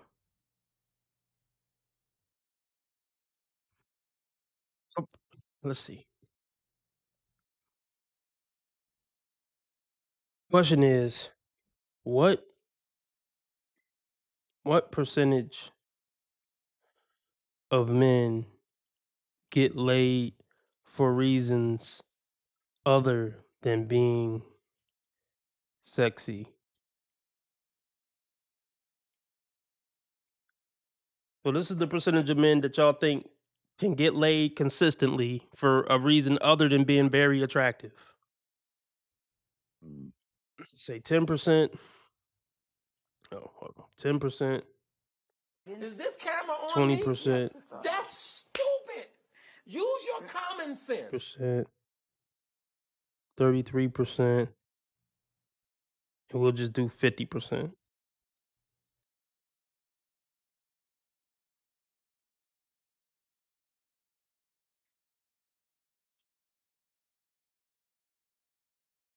So me, I'm gonna say, I would say, damn, how do I get back to the poll?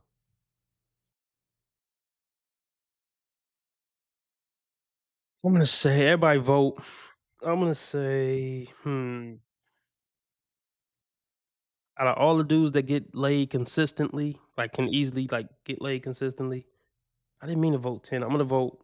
Can I take away my vote?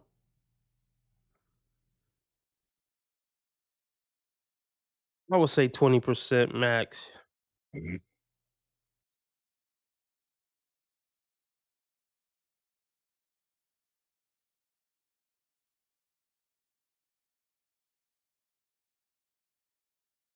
Hustling.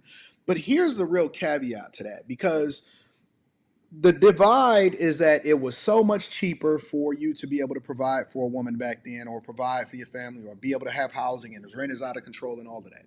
And it's not true. It's not true. All right. Here's the truth. Interest rates were way higher back in his time than there is now. They did not make as much money back in his time as they did now. And here's the kicker. And this is the part where people don't get it. They don't understand. They are divided. They wasn't outside at that particular time. Nobody had to have Balenci's, Jordans. You didn't have to live in the suburbs with 3 or 4 bedrooms. You didn't have to meet the expectation of your income, right? People bought homes in the hood. Things that we despise, the reason why we let our grandmother's house go and we let our grandfather's house go, and when they gave it to us, everybody fought over and they got rid of it, or they just let it get abandoned and somebody else went in and bought it and gentrified it and made it nice again. People don't want to minimize the amount that they are paying, and what they had to do in order to survive was based off of what their lifestyle is. You didn't have all of these subscriptions. Nobody had a computer. If you had a computer, you was the top of the top, right? You didn't have 1,000 smartphones. You didn't have to have granite marble countertops and all of that stuff. Again, people practiced group economics. It was not crazy or looked down upon. You didn't have a crazy amount of student loan because Most people didn't necessarily go to college right off the bat. And that's why you had so many people that said, yo, I'm the first person to go to college out of my family. So when you start to put into place the things that are eating at our paychecks, the DoorDashes, the Grubhubs, the Uber Eats, the Turks and Caicos, the Carnival Cruises, and all of that stuff.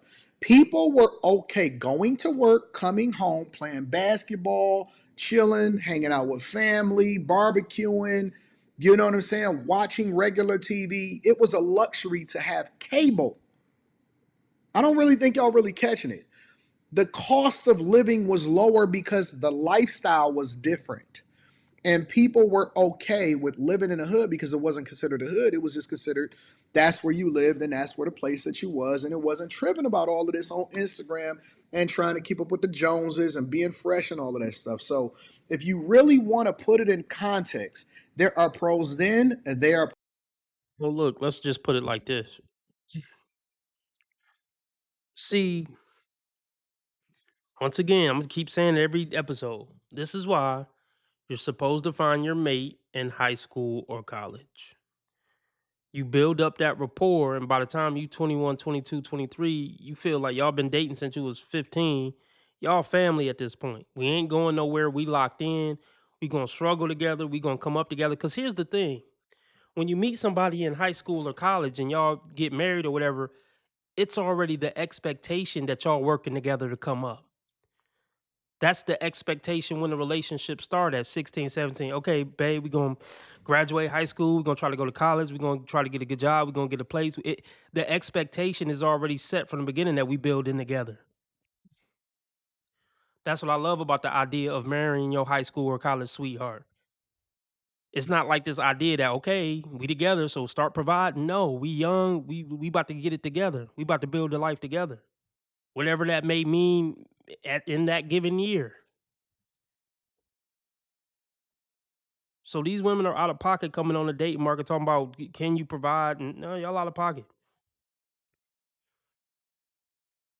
from the jump. If you ain't trying to build with me, fuck off. If you don't got the build with mentality, fuck off. No, I already built with a man 3 other times and that ain't work out, so you got to provide now. No, you should have made it work with one of them niggas then. You should have picked right the first 3 times.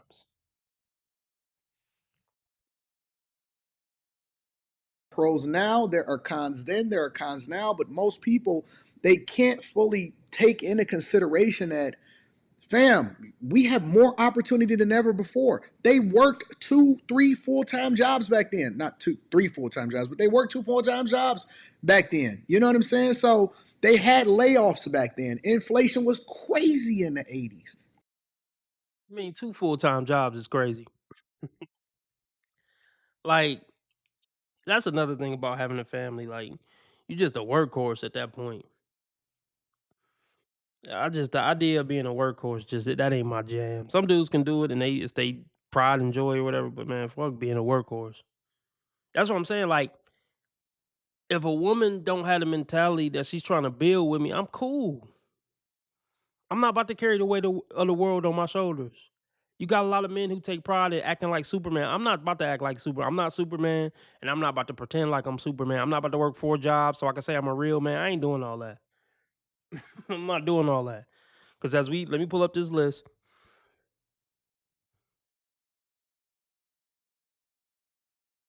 Because this right here, this is one of the main points of even living with a woman. If you can't provide me this stuff, I'm cool on. For this, I'll just jerk off. For this, I could probably I'll get a dog, and I can cook and clean myself. And for a companion, I'll get a dog. So yeah, for the main reason why I would live with a woman, it got to be some type of financial benefit. I ain't about to work 4 jobs just to take care of everything. I'm not. So if you ain't bringing nothing to the table financially, I'm cool on you. I don't need the headache. I'll just be by myself. I ain't about to try to play Superman.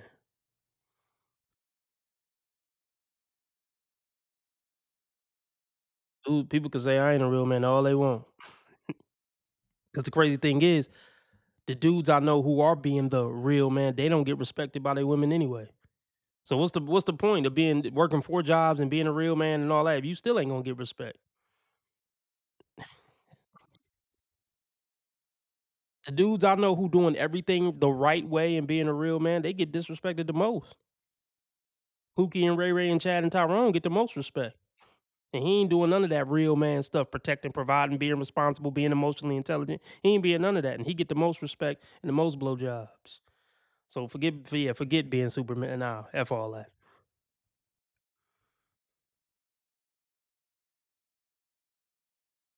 Layoffs back then. Inflation was crazy in the 80s. Absolutely insane. They had the dot-com bubble burst in 2000. They had 87, 84, all of these things, right? So I am in a sweet space where I'm able to really pay attention to what happened in the past, and sometimes I've actually lived through it versus what it is that I see now. And even me today, and I'm going to play the rest of this video, and I always like to give credit to the content creator regardless of whether I agree or not. Even me today, I still live off of a fraction of what my income is. I don't need a big mansion or a big house until I get to the space where I believe that it is completely luxurious to do so and it doesn't affect me whatsoever, is what my point is. Everybody got to have this big house. Everybody got to have a car note. They didn't have car notes back then, right? You went and you bought your car and it didn't even have to be new. You can buy a car used and you ride that joint. Until now, they marketed us 30-year mortgages. They marketed us car notes. They marketed us all of these high insurance rates. People caught public transportation. They live, work, and play all in the same area. They bought what they needed for the day. It's another thing I want to touch on real quick. That's really important. If I'm gonna connect my life with this woman, I gotta make sure your family's solid too. It's hard enough finding a woman these days that's worth being in a serious relationship with. But no, what's your family like? What's your mama like? Is your mom and dad still together? Do your mom disrespect your dad?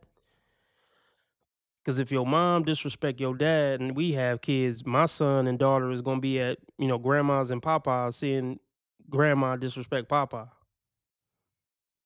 And then that's gonna seep into your children. Is your uncle in and out of jail? Because that's another person who's gonna be possibly around my kids. See, it's just people don't do enough vetting. I'll just say that. People don't do enough vetting. And that was it. And so the cost of living is crazy. And I know that there's going to be people inside of the comments that all say, "Oh, Anton, no, that's not true. It's not the same. Look at the calculations." I'm telling you that if you really start to understand the context, you'll see it a little bit differently.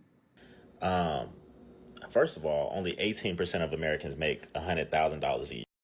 And no, you don't have to make 100,000 in order to be able to be a provider person. You just got to get with somebody that's more or less aligned with your lifestyle, and they don't need all of this nonsense that they're looking at on Instagram. Everybody ain't touching 100,000, right? Let's just break down the necessities though. Let's say you make 100,000, right? Let's start with rent. I'm in here in Washington. Rent for a 2-bedroom, $2,400. Let's multiply that times 12. Get your notepads out, man, and keep follow. I don't know if I could really help y'all to understand this. You don't have to follow along with the crowd and the trends.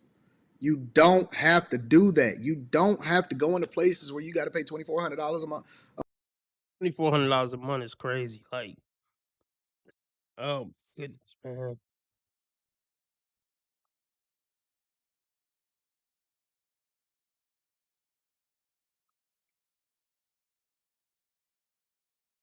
He said a 2-bedroom. What you need a 2-bedroom for? Who you live with, bro? I don't understand. I mean, he might have a roommate. Like, why you, whatever. How much is rent in Washington, D.C.?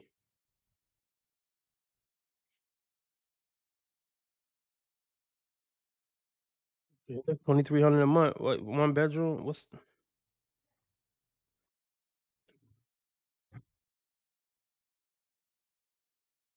Man, the average rent price is $1,600.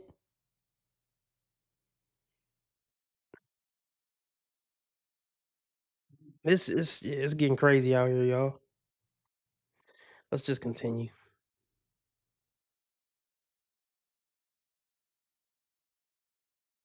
Let's get the donations up. Donations. Before I continue with my message, thank you, Sister Avanti, $10 coming on the Cash App. Thank you, sister. Next time, make it 20. But thank you for that 10. I know you barely had that. Thank you, sister. What you got on my 40, homie? I thought you had. You don't have to do that. You don't have to go into places where you got to pay $2,400 a month in rent if you can't afford it. You don't have to do that. $28,800, $2,400 a month for a year. Subtract that by 100,000, you got $71,200. All right. Next, we got 2 car notes. I'm just assuming average 2 $400 car notes. That's $800. Multiply that times 12, $9,600. Minus that times 71,000, you got $61,600. Right. Now we got 2 insurances. Right. I'm assuming they $300 a pop, $600 for both. Times that times 12, we got $7,200. We are now at $54,400, right? Now let's talk about groceries. $300 a month times 12, that's $3,600.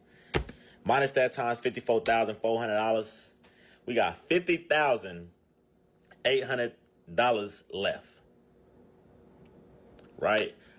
I'm not including if people got kids, dates, any leisure activities, clothes, hygiene, cleaning supplies, gas, car maintenance, savings. Let me know what y'all think inside of the comments. Make sure y'all tab into the Patreon. Link is in the description. T. Chanley, 40% off your first order, 20% off for life. I think I'm going to introduce this. Thing. I'm going to say the thing about living in a good neighborhood, I don't know about that one. I would sacrifice to live in a good neighborhood just to have a peace of fucking mind, man. I mean, I live in the hood if I'm saving up for something, like if I'm saving up for a down payment on a house, for a nice house or something, but I can't stay in a bad neighborhood, man. Just the whole energy of the people in that neighborhood. Nah, I can't do it. Anyway, it's worth it to pay a premium to live in a halfway decent neighborhood. I'll say that. But most people can't afford it. But if you could afford it, that one might be worth it.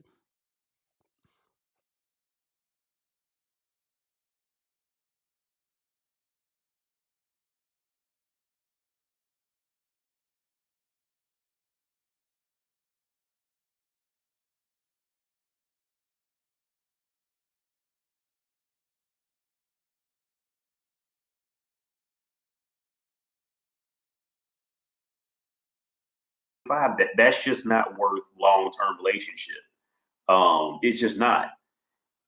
It's everything, in my opinion, once they hit over 25, it's all fake. Like, it's all like make pretend, like, oh, we can be 20 again and, be young and in love again. It's just all fake, man. Like, I just personally, like, I just do not have any patience. I have zero patience because you got to realize the reality of it. By the time they're over 25, see, like I said in the previous video, their peak years are roughly 16 to 25. And if they don't do anything in those years, usually see all those bad habits, they just keep growing.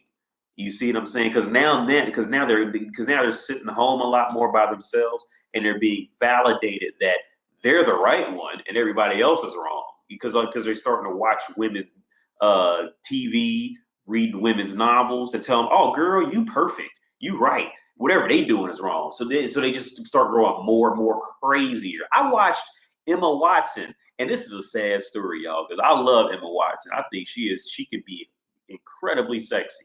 But Emma Watson just turned 30, and guess what? She's a feminist, so that should infer she can't keep a man around right off the bat, or a man of any a man of any value. She can't keep him around. So, and it's sad because Emma Watson, see, this is what I'm saying. If they don't get a man between 16 and 25, roughly, though, that is the consistent habit of the rest of their lives in most cases. I've also heard plenty of stories of, like I say, a woman, she didn't get a man between 16 and 25, and she just lassos in a man because she wants a baby at the last minute, or tries to speed rush her family at the last minute. That happens, and she can find a fool dumb enough to do it. Okay, but like for me, like, man, like, it's just it really is. It's a sad story, man. Because like going back, okay, to the two groups, to the friends of mine who found their wives and girlfriends before they were 25, and to the friends of mine who found them after they were 25. Now, the ones who found them before they were 25, it's a general, there's a general culture in it. The woman is more of a true companion. She's more of a true partner in life. She's more, she's more willing to sacrifice and do things and please other people. And she's more willing to be there a lot of times. I'm not saying every case on the planet, but with all the people who I know, and counting my own past relationships, when I dated women under 25, these were the common culture habits. When they're under 25, they're still, the guy and the girl, they're still somewhat moldable to become, a true unit. You see what I'm saying? And this is something like women, they naturally grow out of this after, if they could never keep a man throughout their prime years, they grow out of it and they can never ever go back to it. Because like now with the women who I've dated and friends of mine who I know who lassoed in that 30-year-old trying to speed rush a family, it's the same problems. She just doesn't budge. She's so stuck in her ways. You have to follow everything she says. You have no voice. And guess It's facts. But see, it is a difference though. I would say it is a difference. Like, let me just say this: women are way more controlling in relationships than men are. They try to put it on men, but I would say there's way more relationships in America where the woman is more basically dominant and controlling. But this is what I'll say. Even if you get with the woman and y'all get married at 20 and she lost her virginity to you, they grow into these controlling dominant bitches. Like, but I will say this. With the dude who married her at 18, 20, 21, he do clearly got more say. Like, even if she's still kind of opinionated or whatever, even if she's still kind of strong-willed, I think he said it already at this point in the video. But yeah, when you get them young and she's bonded with you and, you kind of molded her and she's pair bonded to you, men in those type of relationships can just, talk over her and be like, nah, we ain't doing that. I'm putting my foot down. We doing this. I don't want to hear nothing else. Like, we doing this. That's it. There is some more like authority there. You still got to fight with the bitch and she's still going to shit test you and she's still going to give you pushback and all this and give opinions and all that. But the men who got with their woman before 25, there is a difference. There's definitely a difference.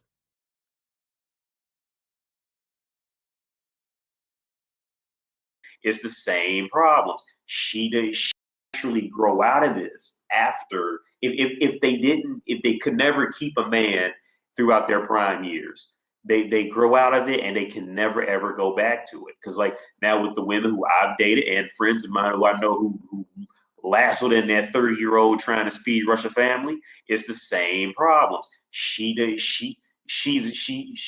just doesn't budge.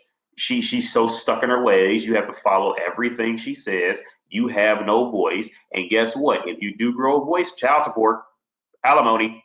You see what I'm saying? Now,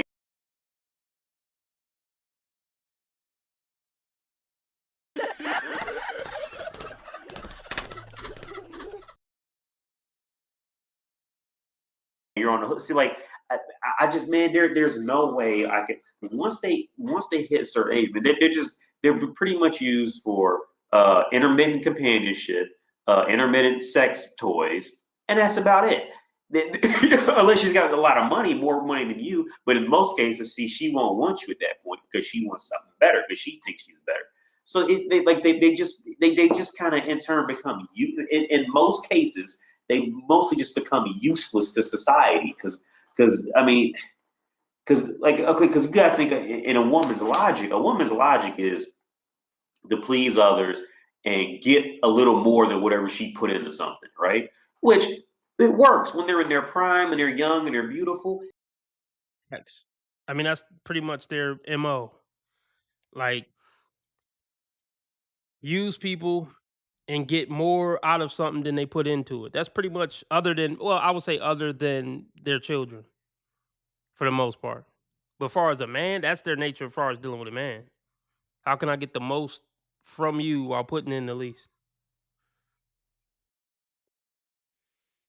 But when you get them early, that's what I'm saying. That's why you got to get them early.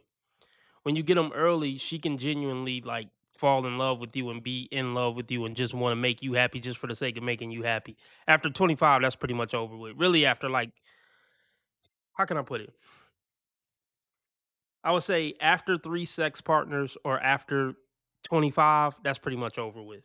Loving you for you and wanting to bring value to your life and not really thinking about what she's gonna get back. She just loves you so much. She just wants you to be happy and want to please you and do what you say. That expires either after 3 sexual partners or after 25. Is to please others and get a little more than whatever she put into something, right? Which it works when they're in their prime and they're young and they're beautiful. They can get away with that. But when they start hitting 30, 35, 40, and they got all these other competition of women, and see, they still walk around that same mentality. I'm going to put 10 cents in and I'm going to get $1 out of it. You see, and it just don't work like that. Let me tell you something right now. It don't work that way. Okay. All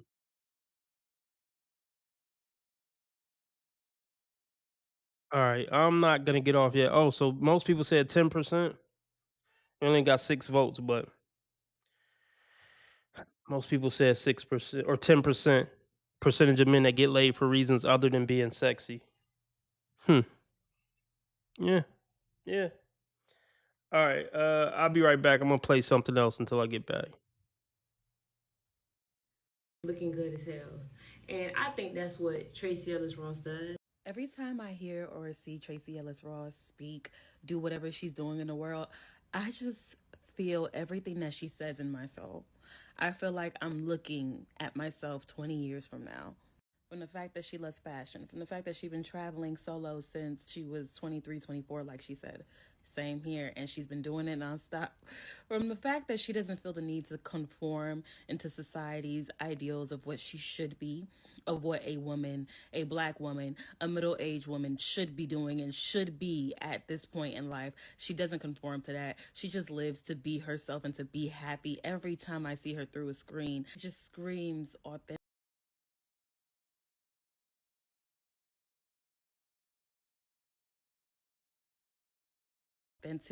It screams genuine, and it screams I will not allow anybody to take me out of myself and my true being. And I love it. Every time I just feel so warm seeing her through a screen.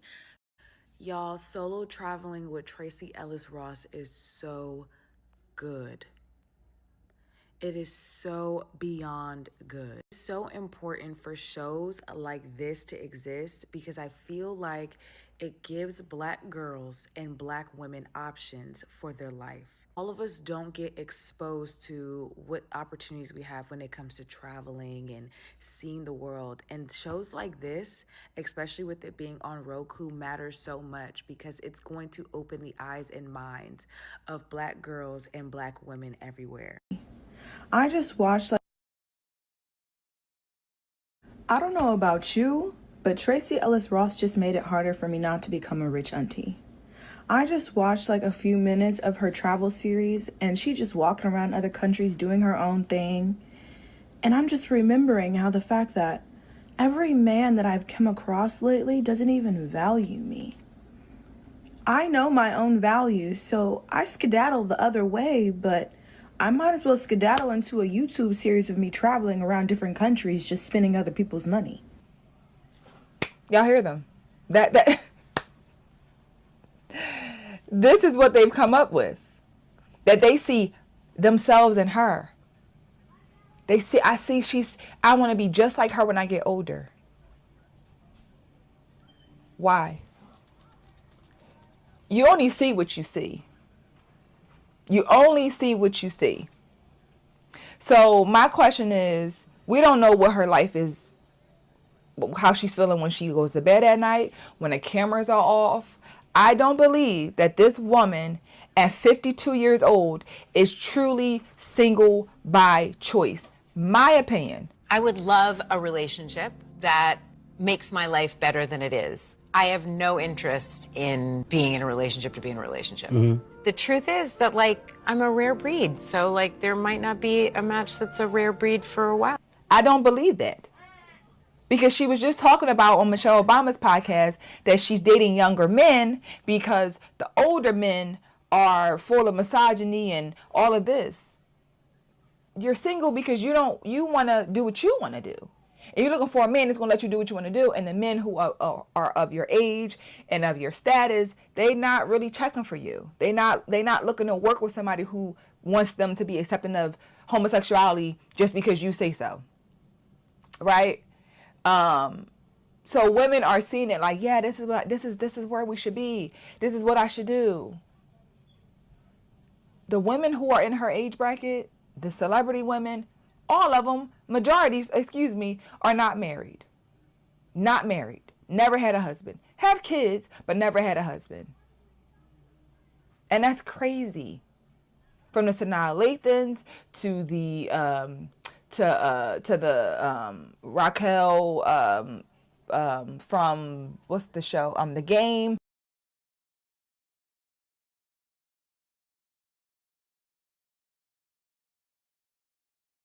See. All right. Hold on, I'll be back. See.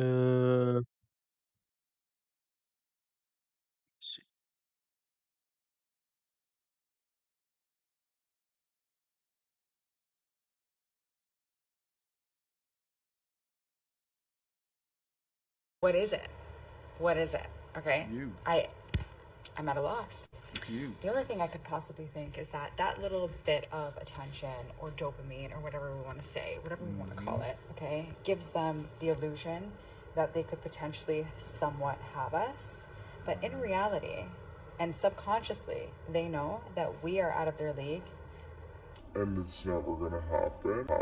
Here we go. Let me stop her there. What a lovely woman waffling. Yeah, it's waffling. Making her points. Oh, she's so accurate, isn't she? No. I mean, she's making some decent points from her perspective and her experiences, but okay. I'm using her to paint a broader picture. This thing she's doing where she was letting this guy chase and pursue her for so long. She didn't care. Yeah, she didn't care until when? What changed? What happened? He pulled back or he stopped. Then all of a sudden, yeah. Then she's like, okay, what's going on here? My drugs stopped. Where's my drugs? Where's my free drugs coming from? There's no dopamine hit from this random dude who's trying to chase me. Yeah. Oh, he's cute. He thinks he's gonna get me. Never gonna happen. Did you hear what she just said? She's basking in the thought and hope and belief that she's out of the league of so many men. However, notice she still wants, loves, and relishes in the fact that these men want her. Yeah, and she can brush them off. I don't want you. I don't want you. Never gonna happen. But when that random attention's gone, you have her here making a TikTok about a man she didn't even want. Women. Until he didn't want her. Oh, how interesting, how intriguing. Yeah, no, it isn't. This you're seeing here in this woman is a microcosm of the mass insecurity women are feeling when men pull back, when men aren't approaching, when men withdraw their attention. There's no more free drugs, is there? There's no more dopamine. So on a grand scale, this is what's happening to women when men no longer want to approach them. Yeah, it's a growing sense of insecurity. I mean, as a woman, come on, you can be secure in the fact that, come on, I can always get a man. Men are easy. Are they? Nope. Yeah. Of course, a lot of men are. But when you want them, they're not, are they? The ones you want, they're not, are they? Yeah. Interesting. Outstanding. It's never gonna happen. It's the dummies, like me, that are sometimes like, it's not really my type. Not really that attracted to him, but he seems nice and he's persistent. Why don't I say yes this one time? No, ladies, no. We gotta stop giving chances. We gotta stick to our standards. It doesn't mean to shut down every single guy and like it's never gonna happen. Like I have heard stories that it works out, with the guy that you don't think it's gonna work out with, that you finally decide to give a chance. But a majority of the time, it ain't it. It ain't it. What an entitled woman. I mean, she's sort of pissed because she lost her attention, isn't she? Yeah, lost that free attention. Now you're trying to cover and mask it. It's okay. It's alright. I'm sure you're not the first or the last woman that's happened to. It just happened again. It just happened again. And I'm just like, I love when you come to a place that, you know, you have the experience to recognize who these men are and what they're doing. And really, I'm not even going to give it my energy. Leaving you on red, baby. No one cares. But I mean, does he even care anymore? At this point, he probably doesn't care anymore. He's probably got a new source to give his attention to. Or he probably just can't be bothered anymore. I don't want it anymore. Struck up a conversation with this girl that was like from Europe, and she was visiting Toronto, and she just was like, by the way, like the men here, they just don't like, they don't approach you, or like they'll find you attractive and just kind of like do nothing. Wow, so far we've seen San Diego in the US and Toronto in Canada. Yeah? They don't approach you. Men not approaching, what's going on? Yeah, what's going on? Again, it's not any location. It's happening everywhere. You could say it's everywhere Western to some degree it's happening. Yeah, of course, come on. But it's interesting, isn't it, to see all these different points of views and perspectives that culminate into this one grand, beautiful point. Nothing. Men aren't doing anything. Majority of them. Why? Oh, it's beautiful, isn't it? I was like, yeah, welcome to Toronto, sis. Do y'all think that's a product of just society as a whole? Because American women have that same sentiment over the last 5-10 years, been vocal about men not approaching them. So now men are like, all right, well, y'all have been the loudest talking about y'all don't want men to approach us. Don't approach me. Don't talk to me if you see me in public. Exactly. So now we're following suit, and now it's like, well, y'all not trying to approach. And that simple point again, I think as men we're too logical because that's how we as men see it. We were told not to do it. Man mind. The mind of men. And we followed suit. And so many men make this point, and it's like, why don't women pick up on that point and address it? Men listened. Okay. Nothing. But I mean, if you think beyond that nonsense and you just understand, you know, the nature of the modern woman, it's like, did they fully mean it like that? Or did they mean they didn't want the attractive men to stop pursuing them as well? Yeah, okay. Yeah, like, which one is it? Like, I think it's how you approach, though. It's not always just about the. I think it's how you approach. Sometimes it comes off a little. I think it's how attracted you are to the person when they approach you. I notice female do that.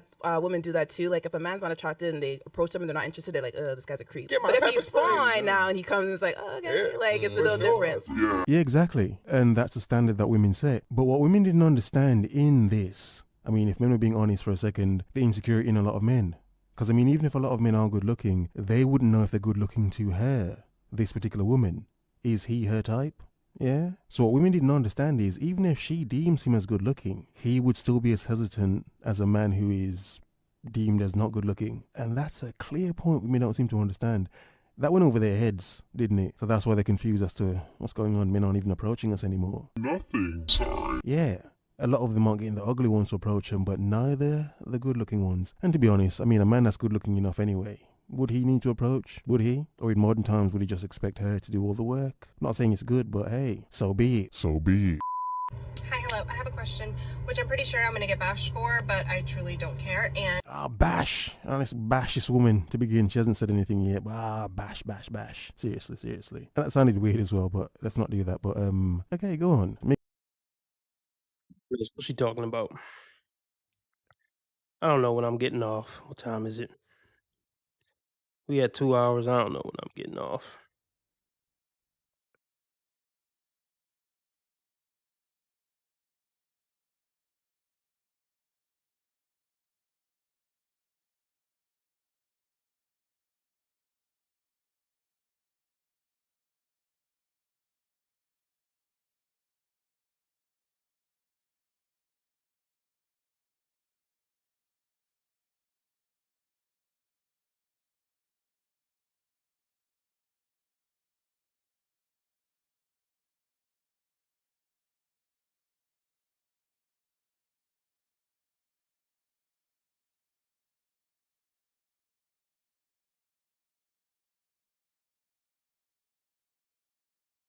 You want that y'all can go to therapy together. Oh yeah, not for sure. Definitely, man. You start ready? off with that. No, I'm ready. Let's go. Let's turn up. Let's go get it. Let's get it. All right, let's bring out our next single gentleman.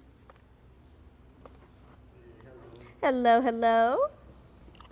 How are you? I'm doing all right. How you doing? I'm good. Can I get your name and age? My name is Latrell, and I'm 30 years old. And what do you do? I am a teacher Teacher. I'm sorry. What do you teach? PE. Okay, so you're active. Yeah. Or is yep. PE not real no more? Oh, no, it's active. I keep it active. I keep it fun and active. Okay, Yeah. gotcha. So what are you looking for? I mean, I'm looking for my person. You know, just looking for a genuine connection. You know, and see what's out here.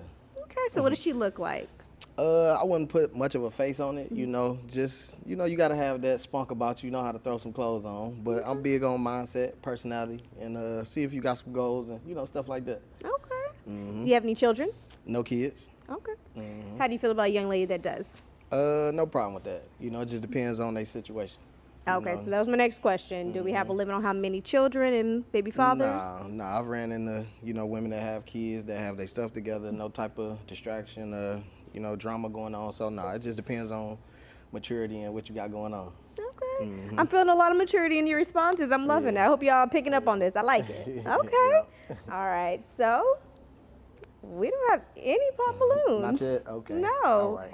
I'm watching. That's a good thing. However, that means hot seat. Mm-hmm. For sure. So you can go ahead and pop 2. Pop 2? Okay. Man,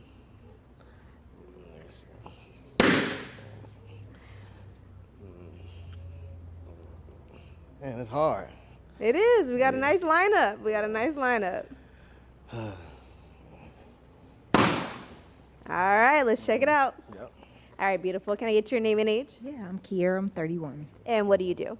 I'm an entrepreneur. I own the only CMOS IC on Walmart.com and the only holistic mobile spa bus in America, and I'm a singer. All right, and why'd you keep your balloon unpopped? He didn't have any kids. He's handsome. I was interested in seeing what he had to say. All right. And why'd you pop her balloon? She definitely beautiful. She look good. I'll say just from looking at appearance, just outfit choice. I Yep. left Well, a she definitely balloon look good. release before I came here. So Okay. Sorry, I'm not clubby. Definitely, that makes sense. That makes sense. I'm a little churchy today with my bag. No, that makes sense. All right, let's go down to the next one. All right, beautiful. Can I get your name and age? I'm Carlin. I'm 40. And what do you do? I'm in the oil and gas industry. All right, and why did you keep your balloon unpopped? I'm being open-minded, give everybody a equal opportunity, handsome, well put together. And why did you pop her balloon? I wouldn't say no reason. Just a hard decision, and I just chose you. Yeah, but you definitely look good as well. Thank you. All right, it's going back down. All right, beautiful ladies. You guys ready to answer a question? You got a question for them? Come on. Well, we gotta walk down. We're going to give Okay. face to face. All right. Okay, what you want to ask her? How are you when conflict arises in your relationship? All right, can I get your name and age? Yes, my name is Brianna. I'm 28. That's a very good question, so that's something I was going to ask you. So I've been in situations in my earlier 20s where things could get really hectic and, rowdy and, when people are angry, they say things they don't mean, and I don't strive for that. So I've learned a way for me to deal with those stressful situations in argument situations that I need to take time sometimes, just to, not a whole lot of time, not more than 48 hours, but to just kind of get my thoughts together and, okay, how do I want to express myself to him to where he understands, and just to think of maybe some solutions beforehand, and then, we can come together and talk, and I want to listen to you. How are you feeling? What did I say or what did I do make you feel, so I can, reflect. So a long time. Yeah. Okay. No. You said a long time? No, alone. You just A need long some time, yes, a long yes, time. absolutely, Okay. All yeah. right. So what do we think about his outfit? Is it like a bowling outfit? It kind of look like a bowling outfit. I mean, it's fresh, but it do kind of look like a bowling outfit. And it do look like he got his name stitched on the front like a bowling outfit. But I don't know what I missed, but let's continue. Okay. She did say not more than 48 hours. Yeah. Good day. I'm gonna 24. We gonna Right. Yeah. We're gonna give it 24 hours. Yeah. All right. Okay. Okay. All Let's right. go down to the next one. All right, beautiful. Can I get your name and age? Alyssa, and I'm 36. And what do you do? I'm a music artist, and I own a medical transportation company. Okay. All right, go ahead and answer his question. How do you handle conflict? Mhm. Just communicate, if you care about a person, you don't want to see them hurt. You don't want them to feel hurt or feel offended by anything that come out of your mouth. So I'm just gonna hear what you gotta say, and hopefully, we got enough respect for each other so that I can, vice versa, whatever, so we can figure out what the root is and, how we can fix it. For sure. Okay. So you ain't cussing me out or nothing like that? No, I used to do that.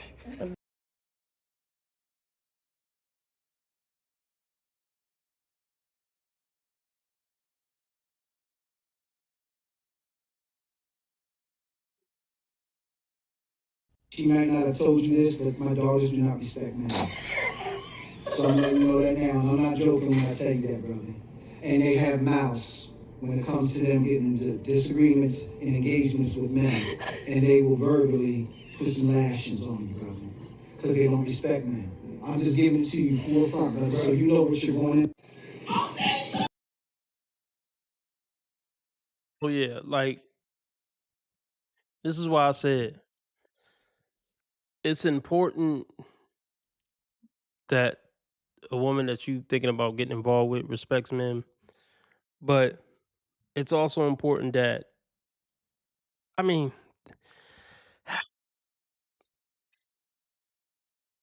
this, I know this is a stretch in these life and times, but I want to see if your mama respect men. I want to see if your sisters respect men. I want to see if your aunts respect men.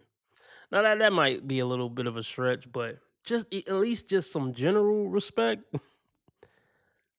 Like, or maybe just had a conversation of, look,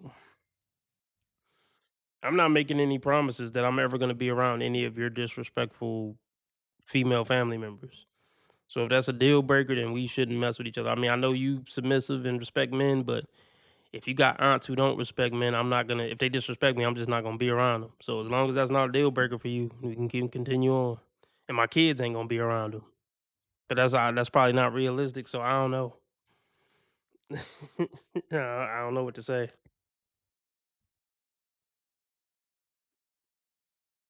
But not no more. Okay. All right. Yeah. That sounds good. She a changed woman. Yeah. Yeah. Yeah, okay. Let's go down.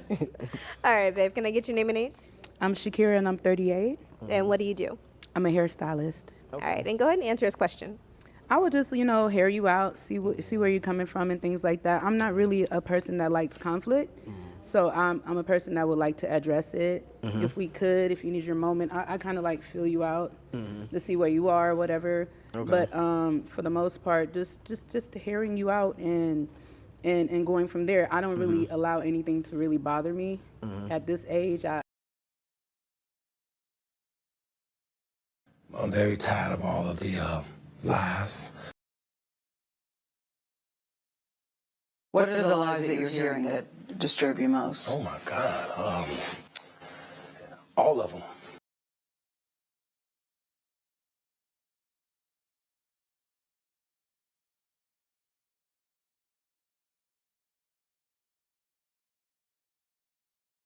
I've done the work, you know what I Okay, mean? definitely. So I don't allow things to shift. Bullshit that big is almost a black flag deal breaker. I don't let nothing bother me at this age. I don't get mad. I don't get bothered. Like, that's just a flat out lie. Like, I would be so annoyed at that lie. That would just, that'd be a black flag deal breaker. Me. So if it's something we could face it head on, it'll be great that we can move forward with like a peaceful, clear mind. I'm not a person that holds anything in. I will let you know, but I know how to verbalize respectfully. You know what I mean? Okay, that's what So- I'm be. Okay, yeah, yeah, I like I'm not that. disrespectful at all. For sure. Yeah, that's it. Okay, that sounds good. All right, let's go down to the next one. All right, babe. Can I get your name and age? I'm Nastasha. I'm 32.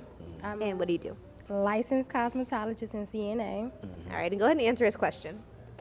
I'm big on communication. So as long as you can communicate what's going on and All these chicks are saying they big on communication. Like, how many of them do you believe?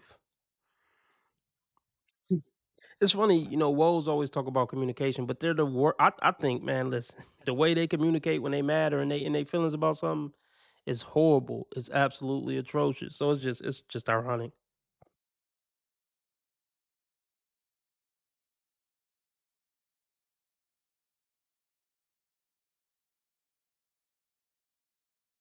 fucking coincidence. That's a coinky dink. Stasha, I'm 32. And what do you do? Licensed cosmetologist and CNA.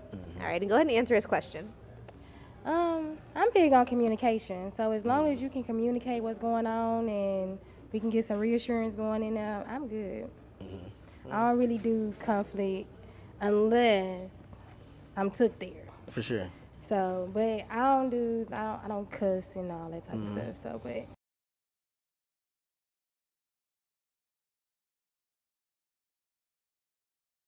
No one will believe you. And if they went in your face, they would look like this. That's how people will look at you if we were telling them that face to face. Like a real one. Nobody believes you.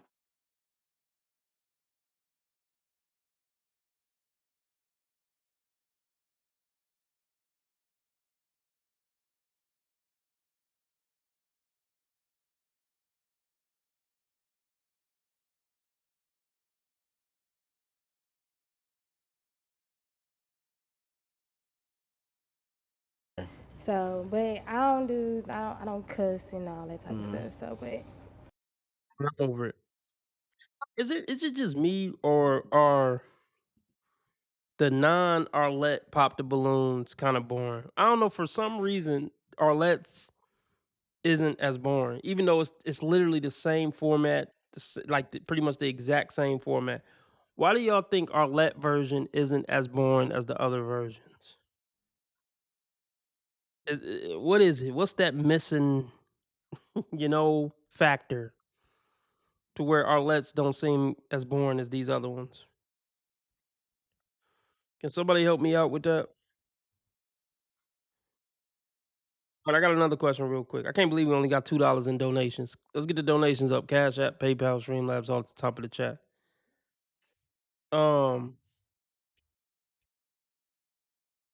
Put a 1 in the chat if you've been rocking with me since hour 1. We at 2 hours and 30 minutes. Put a 1 in the chat if you've been rocking with me since, 1 minute in. Or I'll just say the first 10 minutes. Put a 1 in the chat if you've been rocking with the chat or rocking with this stream since at least 10 minutes in. Put a 1 in the chat.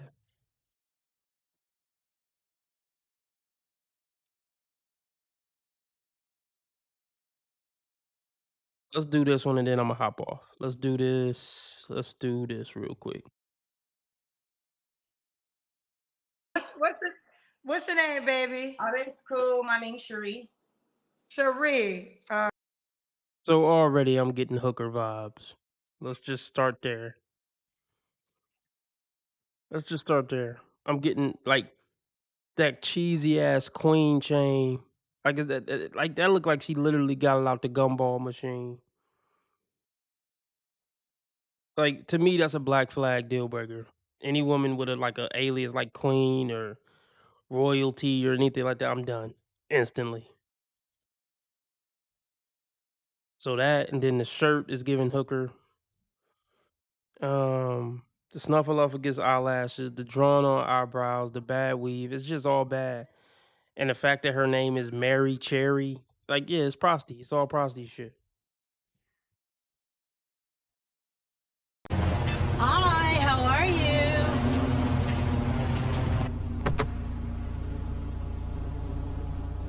it's better if we find somewhere private, baby.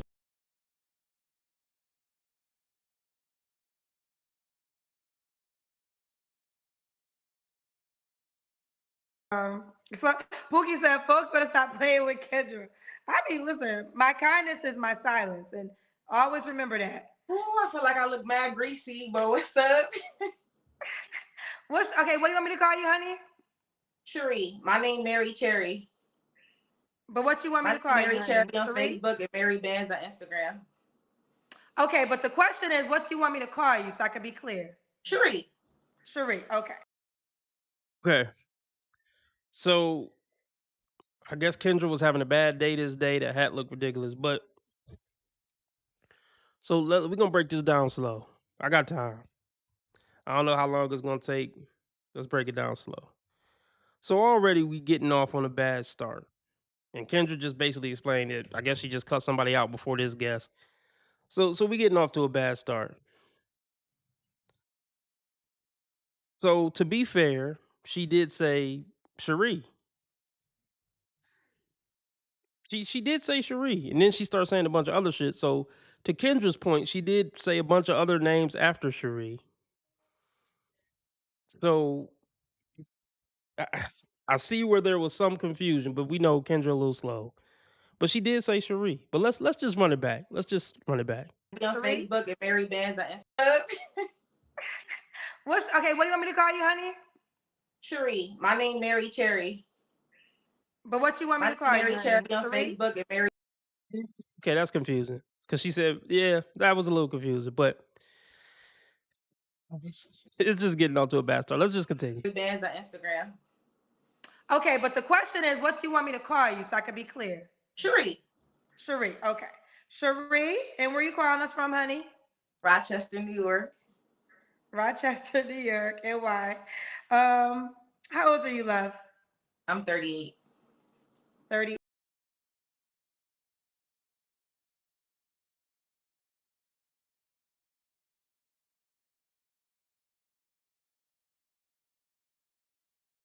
Grow the fuck up. Grow up.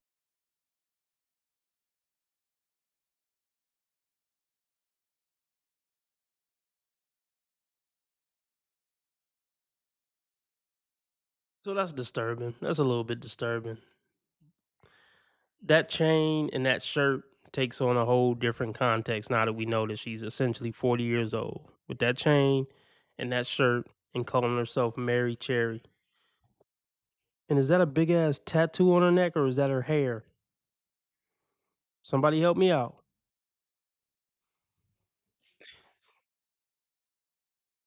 Eight.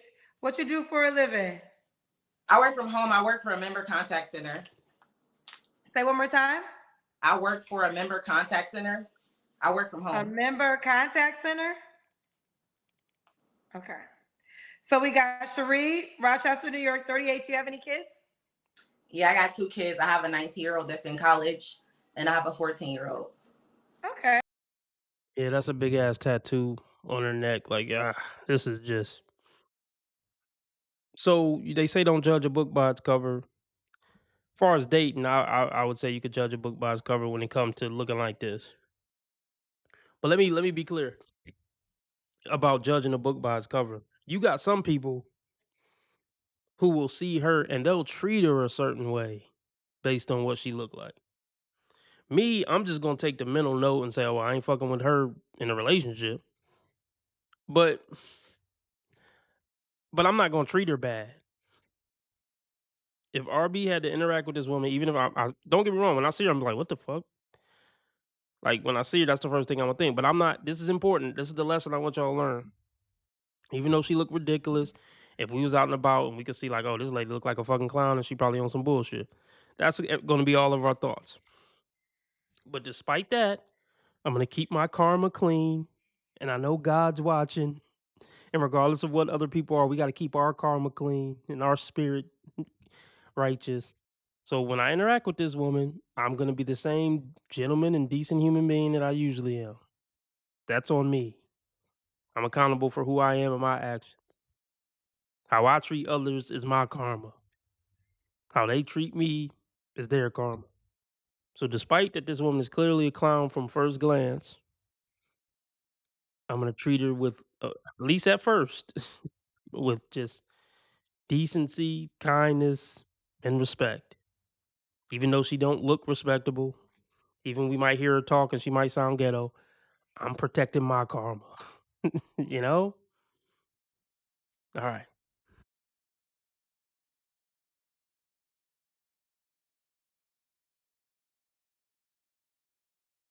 I have a 19-year-old that's in college, and I have a 14-year-old. Okay. Are they both by the same man? No, 2 different.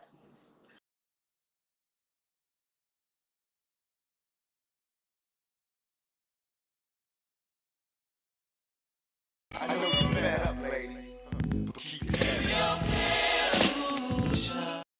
I met my daughter's dad when I was a teenager because I had a child when I was a teenager. And then I met my son's dad when I was a teenager as well. We were 19 going on 20, and he's been a father to her ever since we first met. Okay. Have you ever been married? Yes, I was married to my ex-husband for almost 12 years. When did you get divorced?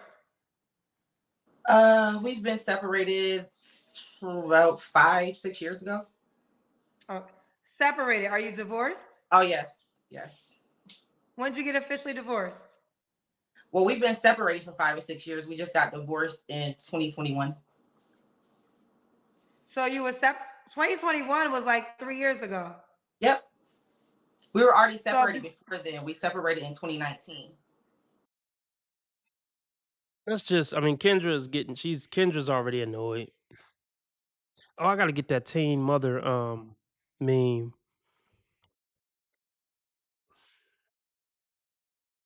Let me put that on my list of memes to get. I'm not just having sex with one, not two, but 3 different guys. That's right, I'm a player, but that's cool because I got it like that.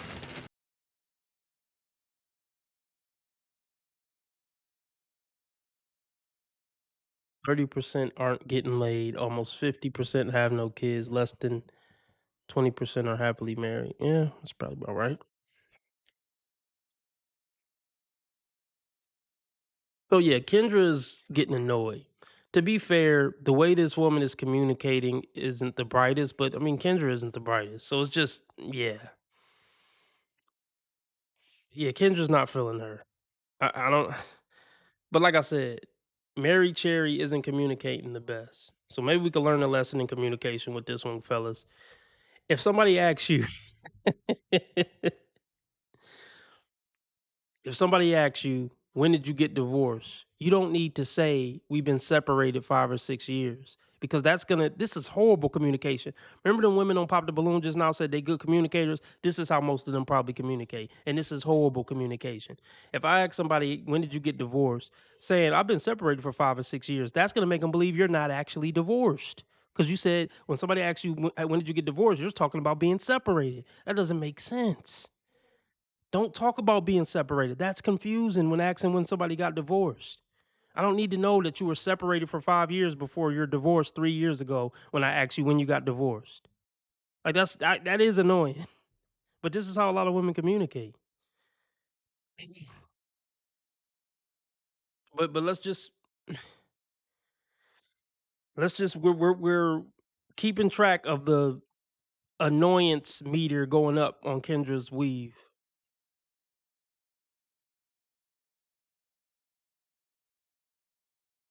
$3 years ago. Yep. We were already separated before then. We separated in 2019. Well, 2018 really, but 2019. Okay. 2019. We just trying to make it work. I guess what I'm just trying to make sure, because I'm getting confused now. You said 5 or 6 years separated, but 2019 to 2021, I believe, is at 5 or 6 years. 19, no, it's not 3 years. No, so when we officially stopped being together, it was in like 2018, and then. But nobody asked any of that. What's up, Ivan? What up? Nobody asked any of that. I don't know how men do it. I don't know how black men specifically do it, but just men in general trying to communicate with women. This shit is frustrating, bro. Nobody asks you how long y'all were separated, if you tried to make it work. This is a simple question. The question is, when did you get a divorce? What is all this extra talking for? The answer is 2021. 4 numbers is the answer to that question. And we've been talking for what? 2 minutes about this? 4 numbers is the answer to this question. I don't know what all this other talking is. Here we go again. Here we go again.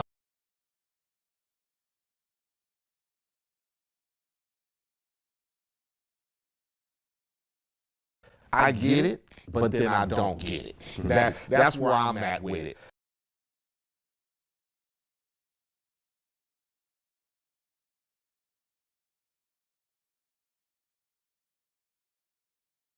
Stopped being together, it was in like 2018, and then it lingered on until 2019, and then in 2021 is when we officially got divorced.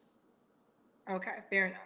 I just want to make sure you're officially divorced, but now that we got there, okay. Yeah. All right, so Cherie, Rochester, New York, 38, mom of 2 children, one by her ex-husband, right? Yep. Okay, and she's and what's your job again, honey? What the f were you writing down? Like, oh. Come on now, dog. Come on, man. I'm only playing your fucking game because ain't shit else to do.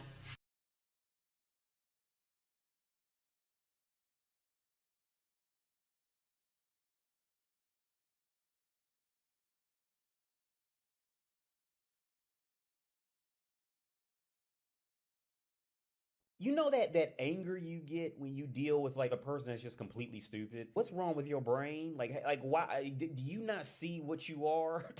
Like, and I get there with women, like I truly do.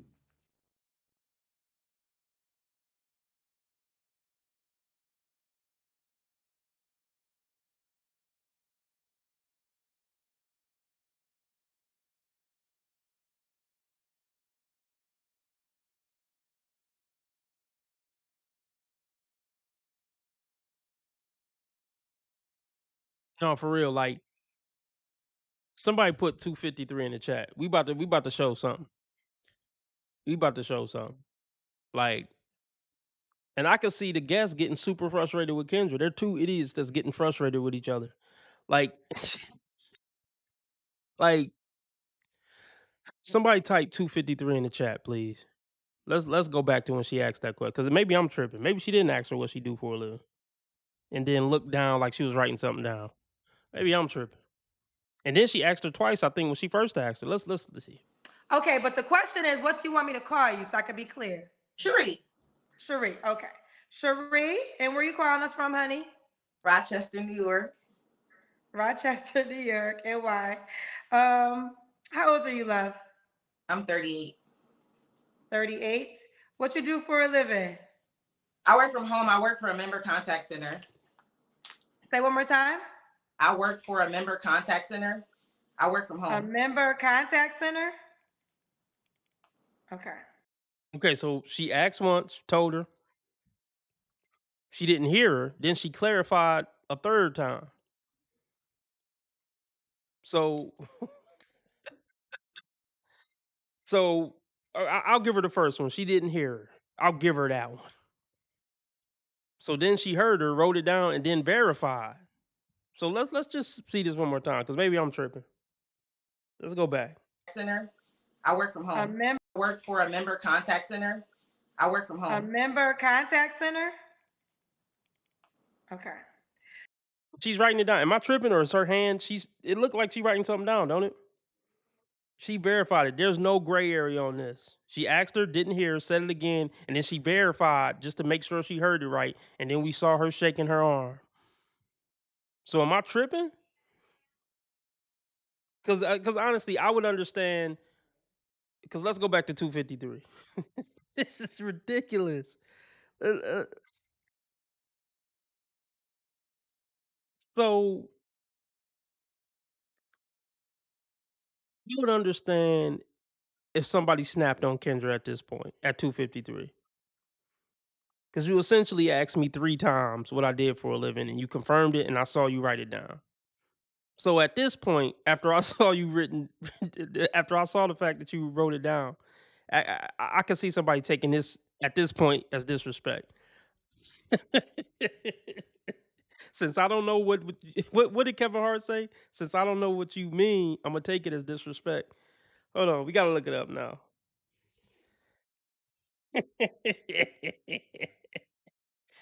Oh my God, they gonna flag me for this. Kevin Hart, take it as disrespect.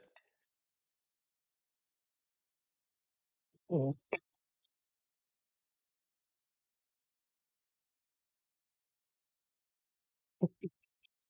I could do that. All right, wait. Last thing. I'm also on the house. Now don't be a Negro. Be Hold on. Well, I mean, you somebody's nigga. Now you being kind. Let's move This out. First of all, you throwing too many big words. forward amicably. Okay, well, So check this out. First of all, you throwing too many big words at me. Okay, now, because I don't understand them, I'm going to take them as disrespect. Watch your mouth.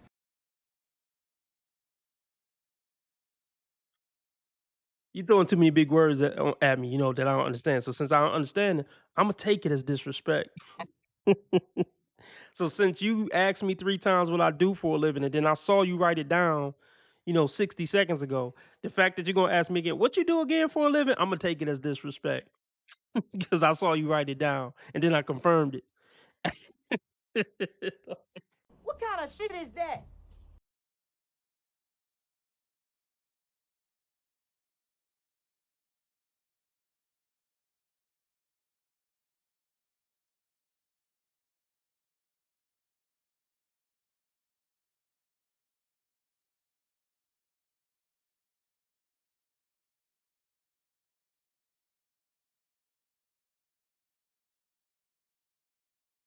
Is this camera on me? Yes, it's on. That's stupid. Use your common sense.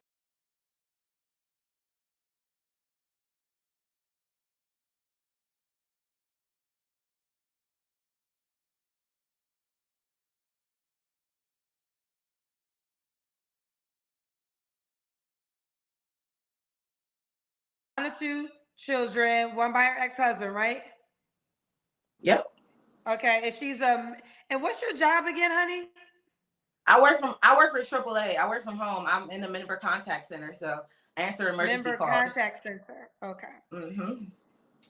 Okay, so you're gonna write it down again, Kendra. Oh, so because this time we actually saw the pen in the shot. So what was she do she fake it? Was she pretending to write it down? Or is she doodling stick figures the first time she asked him a question? Like, let's just see it one more time. Honey? I work for AAA. I work from home. I'm in the member contact center, so I answer emergency Member calls. contact center. Okay. Mm-hmm. And what's your zodiac sign? Like, just say you work for a call center. Just never mind. They got to make it sound fancy. Member contact services. You work for a call center. Can you just say you work for a call center? The fuck, man. Got to make everything complicated. Virgo. Virgo. All right. Now, Cherie, Rochester, New York, 38 Virgo, mom of two, one by her ex-husband. She works in member contact support center. I'm basically a customer service agent. Okay, well that's easier to say, honey. Customer service. Yeah.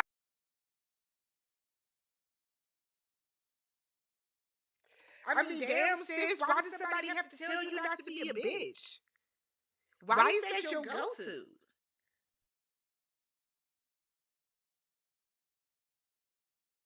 Funky dog head, bitch. How dare you punk motherfucker? Back off, bitch, before.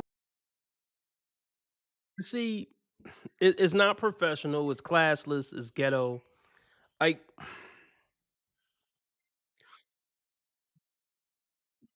see, let me touch on this. See, woes like this, they don't respect anything short of you checking them hard. And see, with B Dubs, you damn near got to give them the Dr. Dre headphones to check them. See, that's one of the big differences about. Don't get me wrong. There's some wild white, like ghetto, wild white women. And when I say ghetto, I'm not talking about the white women that talk hood. Like, I ain't talking about that white women. I'm talking about there are some wild ghetto. Let me not use the word ghetto because there's a certain connotation that comes with ghetto. There are some white women that will give men the Beats by Dre headphones. She's not from the hood, but she's a live wire white chick. So this isn't just B Dubs. So those are the type of women you also got to give Dr. Dre headphones to in order to kind of check them and put them back in their feminine. But see, my advice is just leave the bitch, bro. If you got to give them Beats by Dre, headphones, just leave her ass alone. That's the bars. Well, let me think of something that rhyme better. If you got to give her Beats by Dre, just don't stay. If you got to give her Beats by Dre, just don't stay. But yeah, like women who are this like aggressive and always getting smart and having an attitude, they don't respect anything but you checking them hard. Like you have to almost double their energy. If she getting smart and having an attitude, you almost got to double it. You got to double it. And it ain't worth it to double it. But here's the thing. There's certain women in our life that we kind of have to deal with. I mean, we don't have to, but you know what I mean.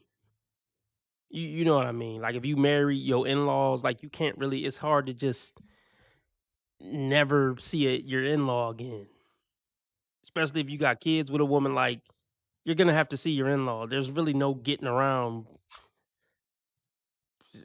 dealing with your in-laws on some level. So I'm just using that as an example.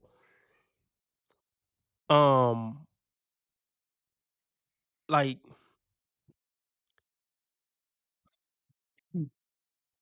what I'm saying is, let's just use your mother-in-law.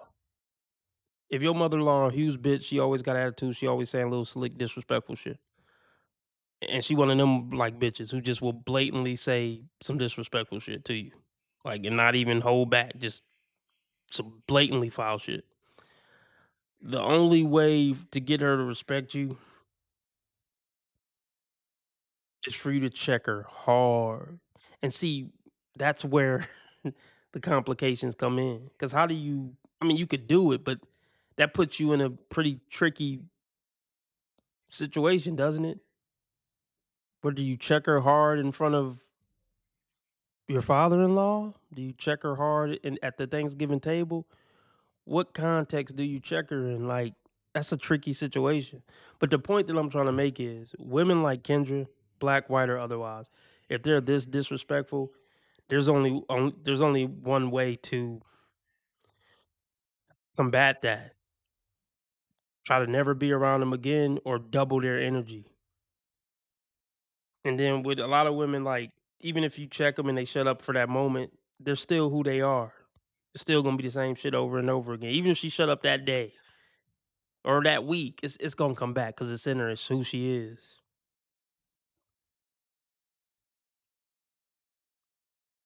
But let's just continue.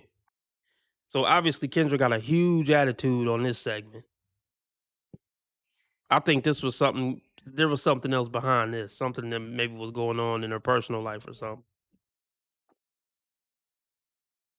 Let's run this confrontation back.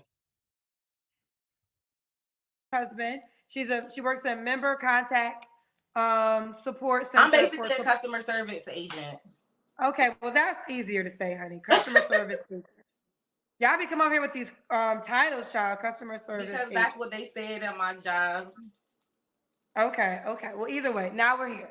What kind of man you looking for, honey? Somebody who is honest, loyal, who understands that I got stuff going on too at the same time. And then I'm not very affectionate at the same time. So I want somebody who's very understanding. No. What? What are you talking about? I think the bitch got a lot of fucking audacity. Well, thanks for tuning into today's episode.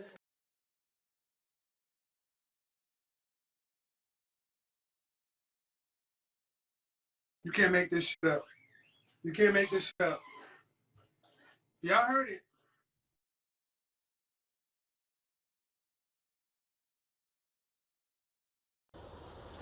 Wait a minute. Who are you?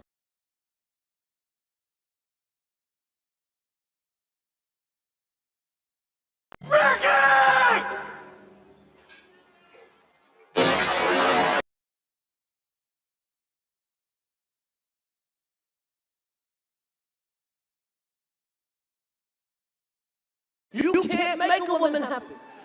It's impossible. I've never met a happy woman in my life.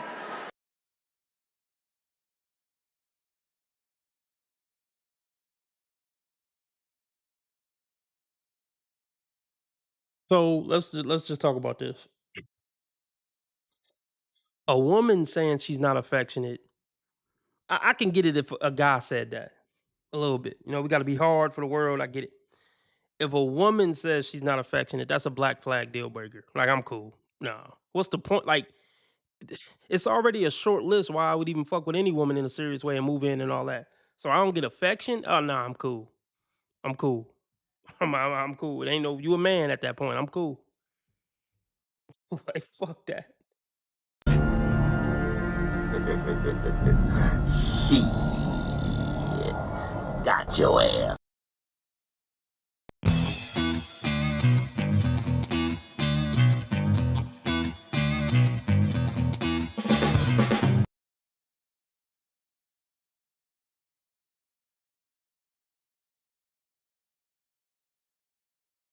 I got locked up and sent this to a quarter century. Cause I count on you to be there to support me mentally. If I got locked up and sent this to a quarter century. Cause I count on you to be there to support me mentally. If I got locked up and sent this to a quarter century. Cause I count on you to be there to support me mentally. They come across like dudes. Her mannerism is like a dude. Why? She's not a dude.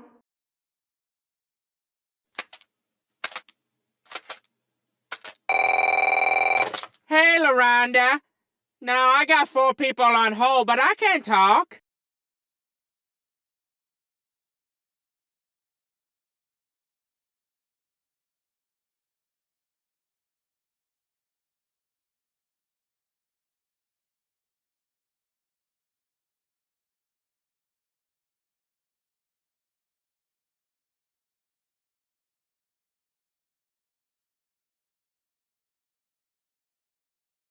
You keep saying, oh, she's too masculine. What it means is you too feminine. If I got more bars than you, that's really a diss to you, not a diss to me. I look like telling a nigga good morning. I look like being nice, sweet, charming woman.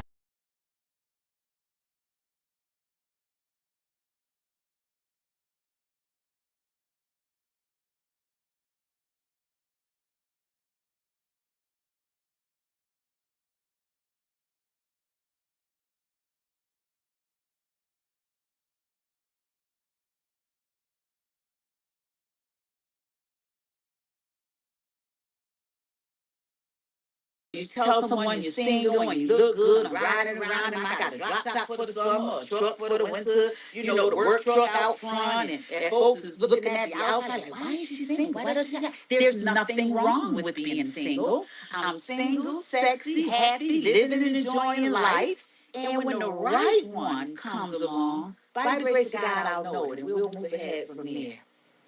Okay.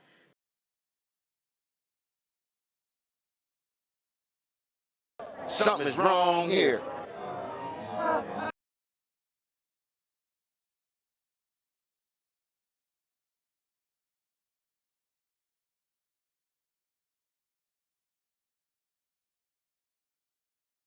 You just don't get it, do you?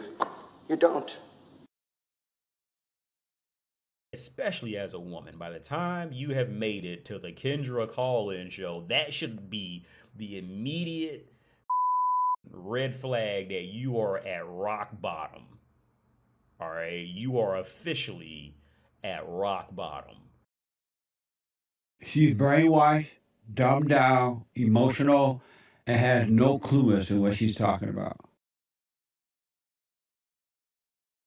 Where is she getting this idea that she'd even make a good partner? The older woman just, they'll say either she hit the wall, or they'll say things like she just set in her ways. They'll say things like, she too aggressive, she too assertive, things like that. Try to act like this woman in her 40s and 50s is no good, basically. Like she's inferior because she's set in her ways. She doesn't want to change. She doesn't want to let a man lead. Yes.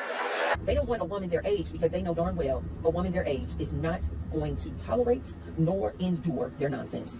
Oh, yeah, right. God. Don't fuck with me, fellas! This ain't my first time at the rodeo.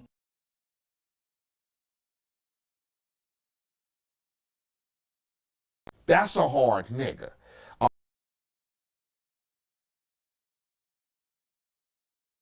And I don't want to do that.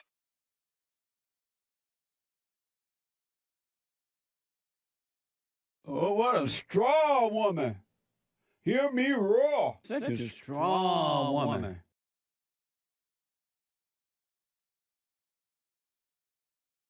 Oh Lord, I know it. If she says something intelligent, I'll give her credit for it. But I'm willing. It's gonna be some dumbass shit. And that look You're good. not 'Cause I very don't want nobody who affectionate. like ugly, You want somebody that's ugly.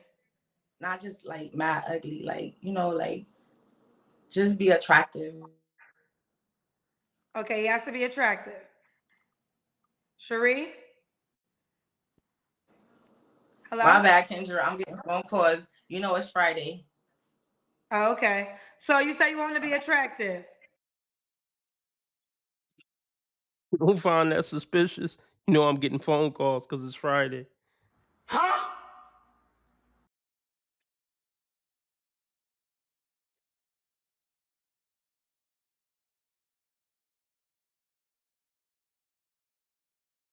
You don't find that suspicious? You don't find that suspicious? No, that's supposed to mean in calls or out calls. Hi, how are you?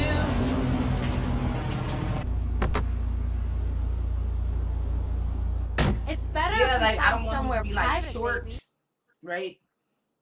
I'm 5'5", so you could be taller than me and be 5'8". I just don't want nobody shorter than me. Okay. I don't want nobody with like mad acne and stuff like that in their face, or somebody who doesn't know how to carry themselves. Or I want like somebody who like walks in confidence and like has good hygiene and takes care of themselves and stuff like that, you know. From all that being all that, all you get is a hooker bitch who wear a queen chain who ain't gonna be affectionate with a big ass tattoo on her neck with 2 kids by 2 different men. That's your grand prize for being all this, by the way.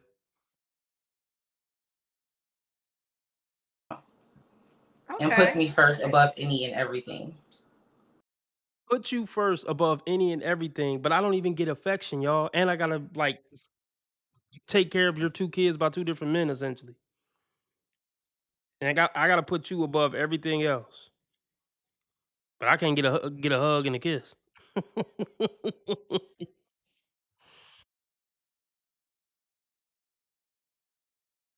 Has good hygiene and takes care of themselves and stuff like that, you know. Okay. And puts me first above any and everything. And puts you, so could he have children? Of course. I want to have one more child. Okay. Well, if he has a child This already, year. would you be okay? Huh? I said this year, next year. Next year. Now, if he has a child, would you be okay if you came after his child? Of course. Okay. They're Of course, telling me because nobody's coming before mine. Okay. Let's be clear, because a lot of women with kids say that. Nobody come before my kids. That's a black flag deal breaker. I'm not trying to come before your kids. I'm trying to fuck on you and be your man. So yeah, and I'm gonna dive into this a little deeper. Yeah, any woman that say, "Oh, just to let you know, my kids come first," run. Cause that's her telling you, you just a simp bitch ass nigga that I ain't ever gonna respect anyway. So don't expect much from me. You just here to pay the bills, nigga. My kids come first. Cause I ain't never gonna love and respect you anyway. That's her setting the her boundaries. Like, don't expect much from me. You just a simp to, check off a box and pay some bills. So just know my kids come first. You just a bitch ass pay pig in a bulletproof vest. But yeah, my kids come first. So that's what she tell the bitch niggas that she ain't gonna respect and she using for money. That's why they say that. They wouldn't say that to a motherfucker they genuinely liked and respected. Let's just be very clear. So if a woman say something to that effect, "Oh, my kids come first and nobody come before my kids," just run.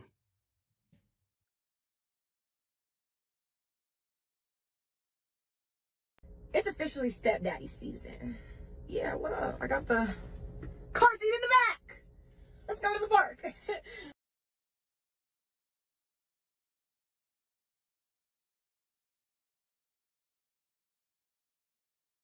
Of course. Okay. They're Of course, telling me because nobody's coming before mine. Okay. Only reason I said that is because you said you want a man that's gonna put you first. Oh yeah. Oh no, not when it comes to the kids though. That's different. Okay. They're telling me to ask you, the cousins are telling me to ask you, do you have an OnlyFans? Yes, sir. What do you do on your OnlyFans? Nothing really. I just post the same shit I got on Facebook. Grow the fuck up. Grow up. That shit can't be forgiven by any man who has any common sense.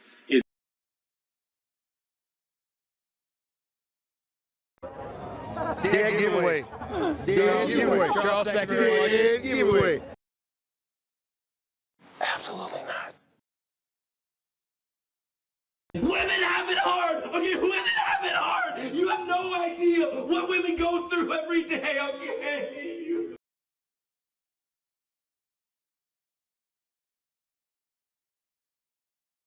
You're a whore.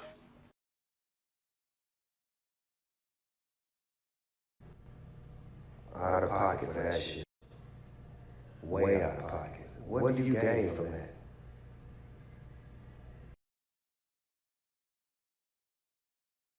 What do you do on your OnlyFans? Nothing really. I just post the same shit I got on Facebook. Such as? Just regular pictures of myself. Okay. All right. She does have OnlyFans for the cousins. I just started it. I'm trying to get good at it. I don't really know what I'm doing yet. But if y'all want to watch me, y'all can pipe me up. Y'all can send little requests and stuff like that. Then I can get it going. You feel me? That's what she came on the show for. To promote her OnlyFans. That shit's sad. I don't really know what I'm doing. That's sad when you don't even know how to be a whore properly. That's fucking sad. And you got 2 kids? That's crazy. 2 kids who old enough to get bullied for this fucking episode? That's crazy work. This is just some nigga talking shit. This is just some nigga talking shit. And everybody's caught up in all that shit? Well, we're not here to promote your OnlyFans page. I was just figuring out. I'm just saying, if y'all gonna talk about it, be about it. Say again, honey. I said, I'm just saying, if they're gonna talk about it, then be about it to help support. That's fair. Now we'll move forward. What are your deal breakers?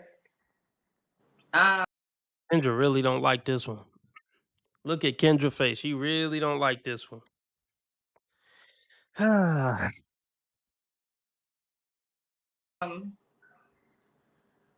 Like everybody else, a liar, cheater, somebody who's in the street, somebody who don't know how to sit their ass down somewhere, or somebody who doesn't have their priorities in line. You feel like you have your priorities in life? Yeah. I mean, not all the way, but for the most part, yeah. So what's the man that you wouldn't date that doesn't have his priorities in life? Kendra, I'm from Rochester, right?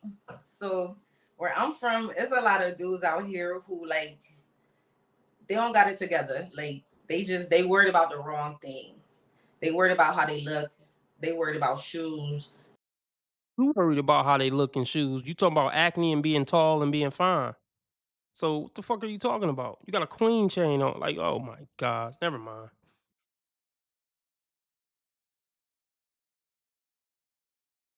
They don't got it together. Like they worried about the wrong thing. They worried about how they look. They worried about shoes. They worried about clothes. Like they worried about the wrong things in life instead of like growing, maturing, building and things like that and invested in themselves. Okay. Well, those are the men that are trying to talk to you, it seems like. Not really. It's different types, but that's just the majority of the men that are in Rochester. You don't know Rochester, so we're not going to do that. We're not going to do what? I said you don't know Rochester, so we can't really go there. Well, no, you know Rochester. What I'm asking you, what I do know is I'm having a conversation with you. So you described a certain type of guy, and my question back was, are those the men that are trying to court you? There's different types of men that try to court me, but I feel like there's a majority of men who live here who just don't got their shit together, who they just float. And I don't know if it's the generation or not. Like, I don't know what's going on, but it's okay. like...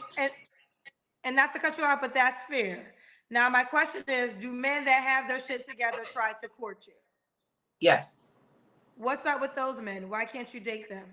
I feel like I live in a small town, so the men who do have their stuff together, they try to holler at me. They got like too many, like they just think they all of that. When I think I'm all that too, and I got my stuff together. So it's just like, it's not going right.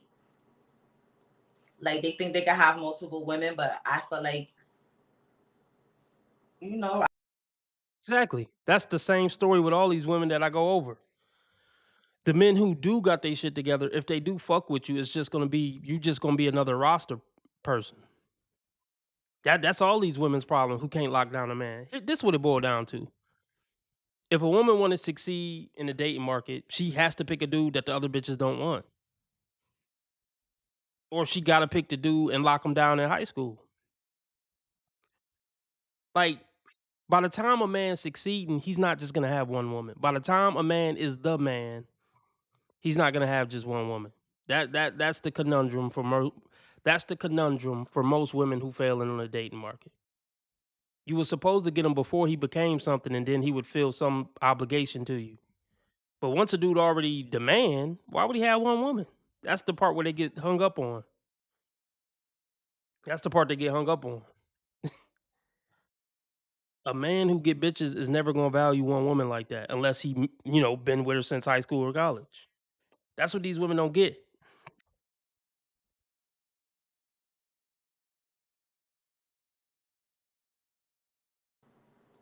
Like they think they can have multiple women, but I feel like, I got it going on too, so you can't do that with me. Okay. So the men that do have their stuff together, they just don't want to be in committed relationships. Okay, so they will be in a committed relationship, but they want to play on your top. So they want to be with you, but they want to do whatever they want to do at the same time and like put you up and then like play in your face like on the side a little bit. You feel me? Well, wouldn't that not be a committed relationship then if he wants to still Yeah, do with other women? yeah, definitely. I mean, Well, it's I a think committed relationship because they will make you their main and then they'll put you up and then you will be a certain type of way and y'all be together, but then they want to play and do other things on the side and then lie about it. So well, then that's it's like not, a committed relationship, but it's not. They're cheaters. Okay, well then let me be very clear when I talk to you, I guess. So the men that have it together, you're saying they want to have sex with more women than just you. Basically, yeah. Okay. And you want a man that has it together, but wants to only have sex with you and only you. Period. Okay. All right, we got to the looks. We got to make a certain amount of money. With the way the economy is right now, I will hope that you at least make $80K.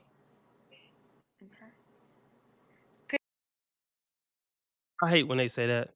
People's income don't go up because the economy's bad. It's not just like, oh, I should just make $80K now because the economy got fucked up. No, I still make the same $50K I made before the economy got fucked up. It's so stupid. Yeah, a top 1% man who want to be monogamous with an OF whore. It just makes no sense whatsoever. That's the dumbest thing I've ever heard in my life.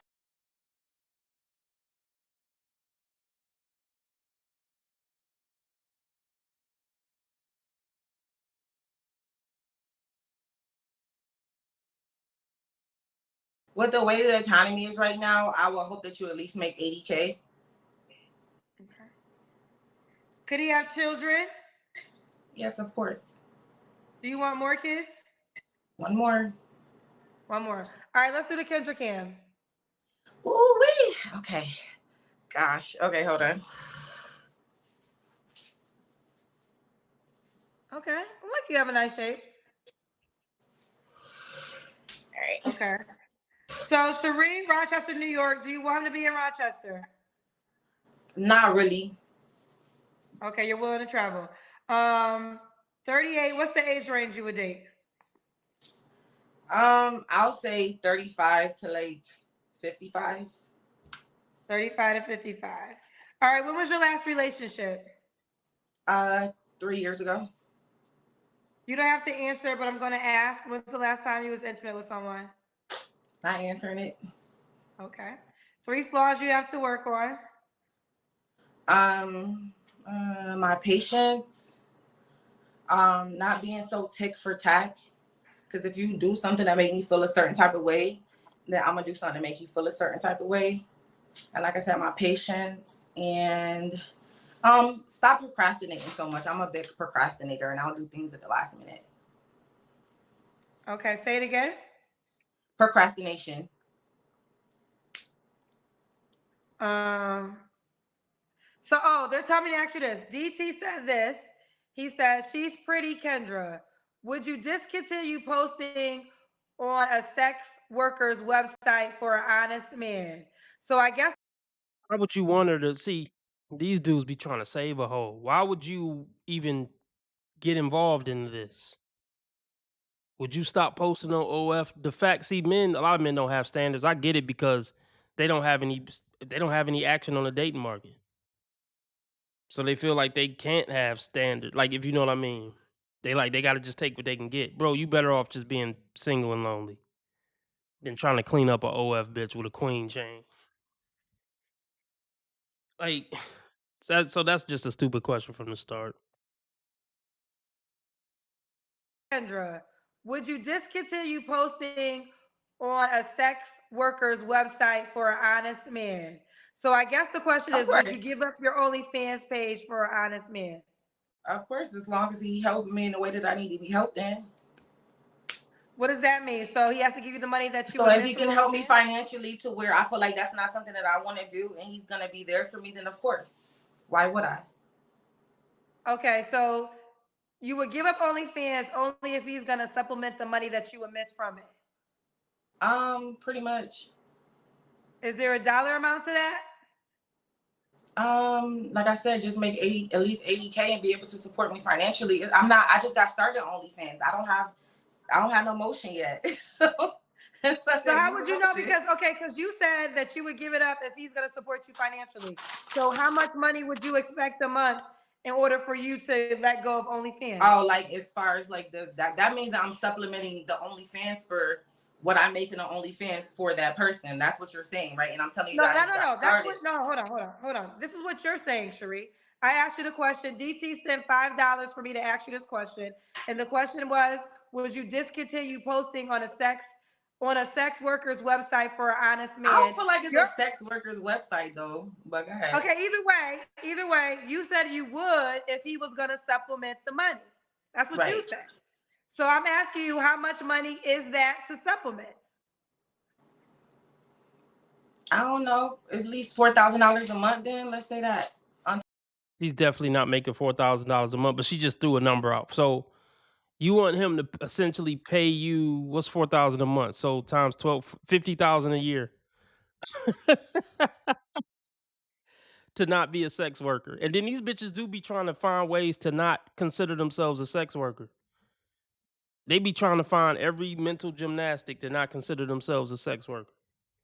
And a lot of women don't consider getting paid for sex as cheat because it was just work.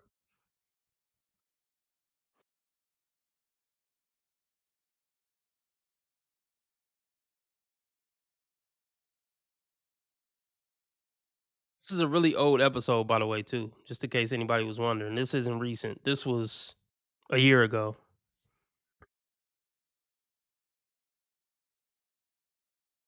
That to supplement. I don't know, at least $4,000 a month then, let's say that, on top of whatever you make, the 80K. So I want you to be clear, because I want you to make sure you know what you're saying. So you would give up OnlyFans if the guy is an honest man and giving you $4K a month?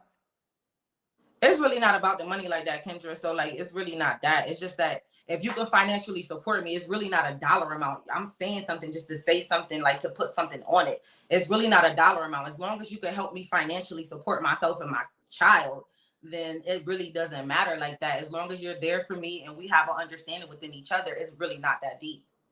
Like I said, I just got started on it, so it's not that serious to me yet. Okay. So I don't want to keep These are the words that you gave. No, I understand what I gave, but I'm breaking it down to you and letting you know what it is. You're not breaking it down right. You talking in circles. I'm not. Kendra, You are. I'm just letting you know. No, you are. Because you try to bring it down to a dollar amount. I'm not trying to break it down. I'm trying to get It's really clear. not a dollar amount, but I said no. the 4,000 on top of the 80K, but it's really not like that. It's just like, well, if you can help to support me in my financial endeavors and what I have going on, what we're then not that's gonna fine. do, Cherie, what we're not gonna do is you're gonna watch this back, and all I'm doing is asking you to clarify your. Kendra, don't do me like that. No, I'm gonna do you like that because one thing you're gonna do is you're gonna control the words that are coming out of your mouth, and you're gonna learn how to be a little bit more respectful too. Now you on my time and you on my show, yes. Yes.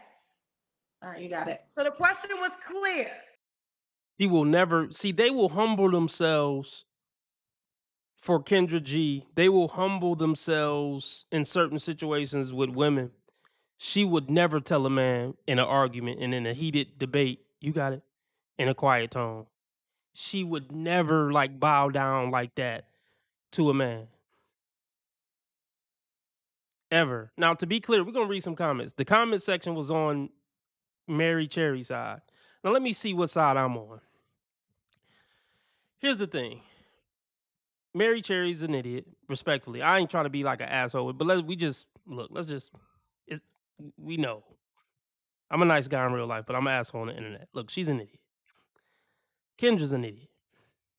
So this is a misunderstanding amongst idiots. All black women aren't idiots, but these two are. So Kendra was being extra this whole episode. I'll admit that. So if I had to take, I hate to say this. Yeah, she probably will for her boss at work too, but not for her man. Like she will never just say, "Oh, you got it. Okay, babe, you got it." I mean, I'm projecting, I'm being whatever, hyperbolic, but that's real shit. A lot of women, they'll bow down to another woman, they'll bow down to their boss. They ain't bowing down to their man. She would never do that for a man.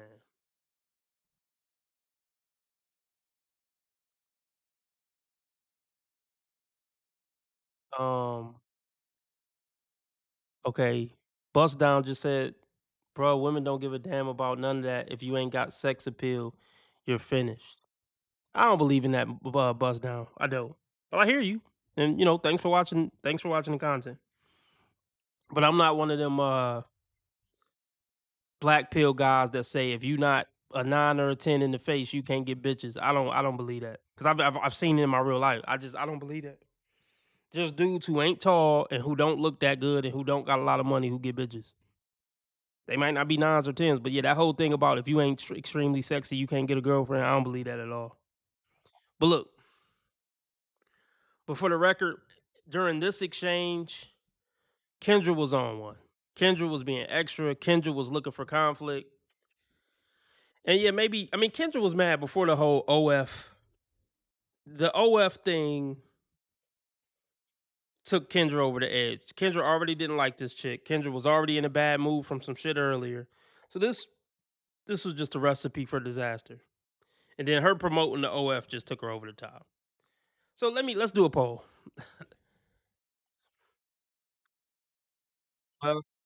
Let's do a quick poll. I'm about to get off here, but let's do a quick poll. The results of the other poll was...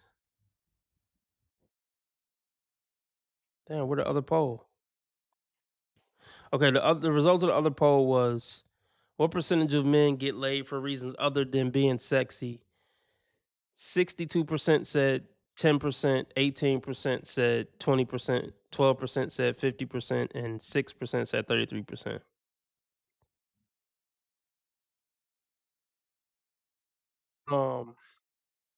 But let's do this poll real quick.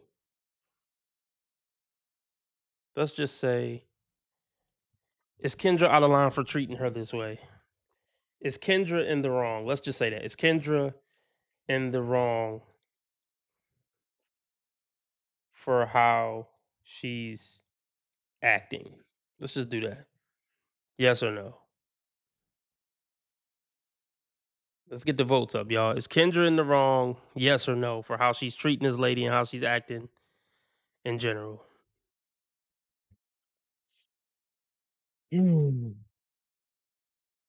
That you got it, Kendra. I'm just tripping that she would never do that for a dude, ever. I don't believe she would. The whole look down and saying you got it in a soft voice. Respectful. 2. Now you on my time and you on my show. Yes. Yes. All right, you got it. So the question was clear. What you said was you would give it up if he gave you money. I'm asking you clearly how much money would that be? I didn't so say you don't want going I in said if he could circles. So financially figure out what support you me. want so you can You get said it money. and ask for it I said if he correctly. could financially support me. Child. Let me go. What's the last question? Why would a man be lucky to be with you? Oh, that kid. Please. Okay. Please educate us all. Why would a man walking and breathing be lucky to be with your ass? Because my name is Cherie. And there you have it. How could he reach out to you? Goodness, this is bad. This is just bad. I mean, the woman on the right is just a dingbat and a hooker and a bad person, but I still think Kendra is more in the wrong. Especially since she the host. Like, this is just way out of pocket. She don't ask this many questions to anybody else. So Kendra was wrong. She don't dive in like this with other people.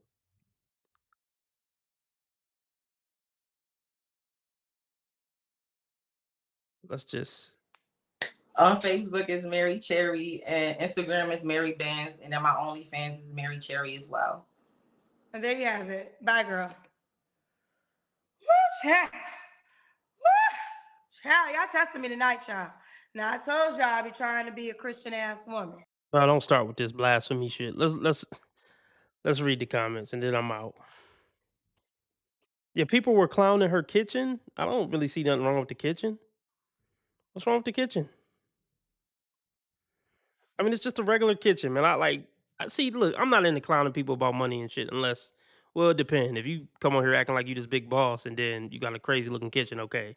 But I really ain't into just like clowning somebody's kitchen and shit. Like, I just don't see the point. But look, let's see what we got from the poll. This was a long ass stream. This feels like this was a 3-hour stream. Oh shit, it's 3.5 hour stream. Okay. And then we only got $2 in donations. Ain't that a bitch? If anybody, I'm gonna do my last donation call. I did a 3.5 hour stream. If anybody feel like I deserve a little donation for that, Cash App, PayPal, Streamlabs, all at the top of the chat, or super chat, super sticker, dollar symbol on the right of the chat box. I don't know what's wrong with the. All right, I'm out. Let's just read a couple of comments, if I'm even still live.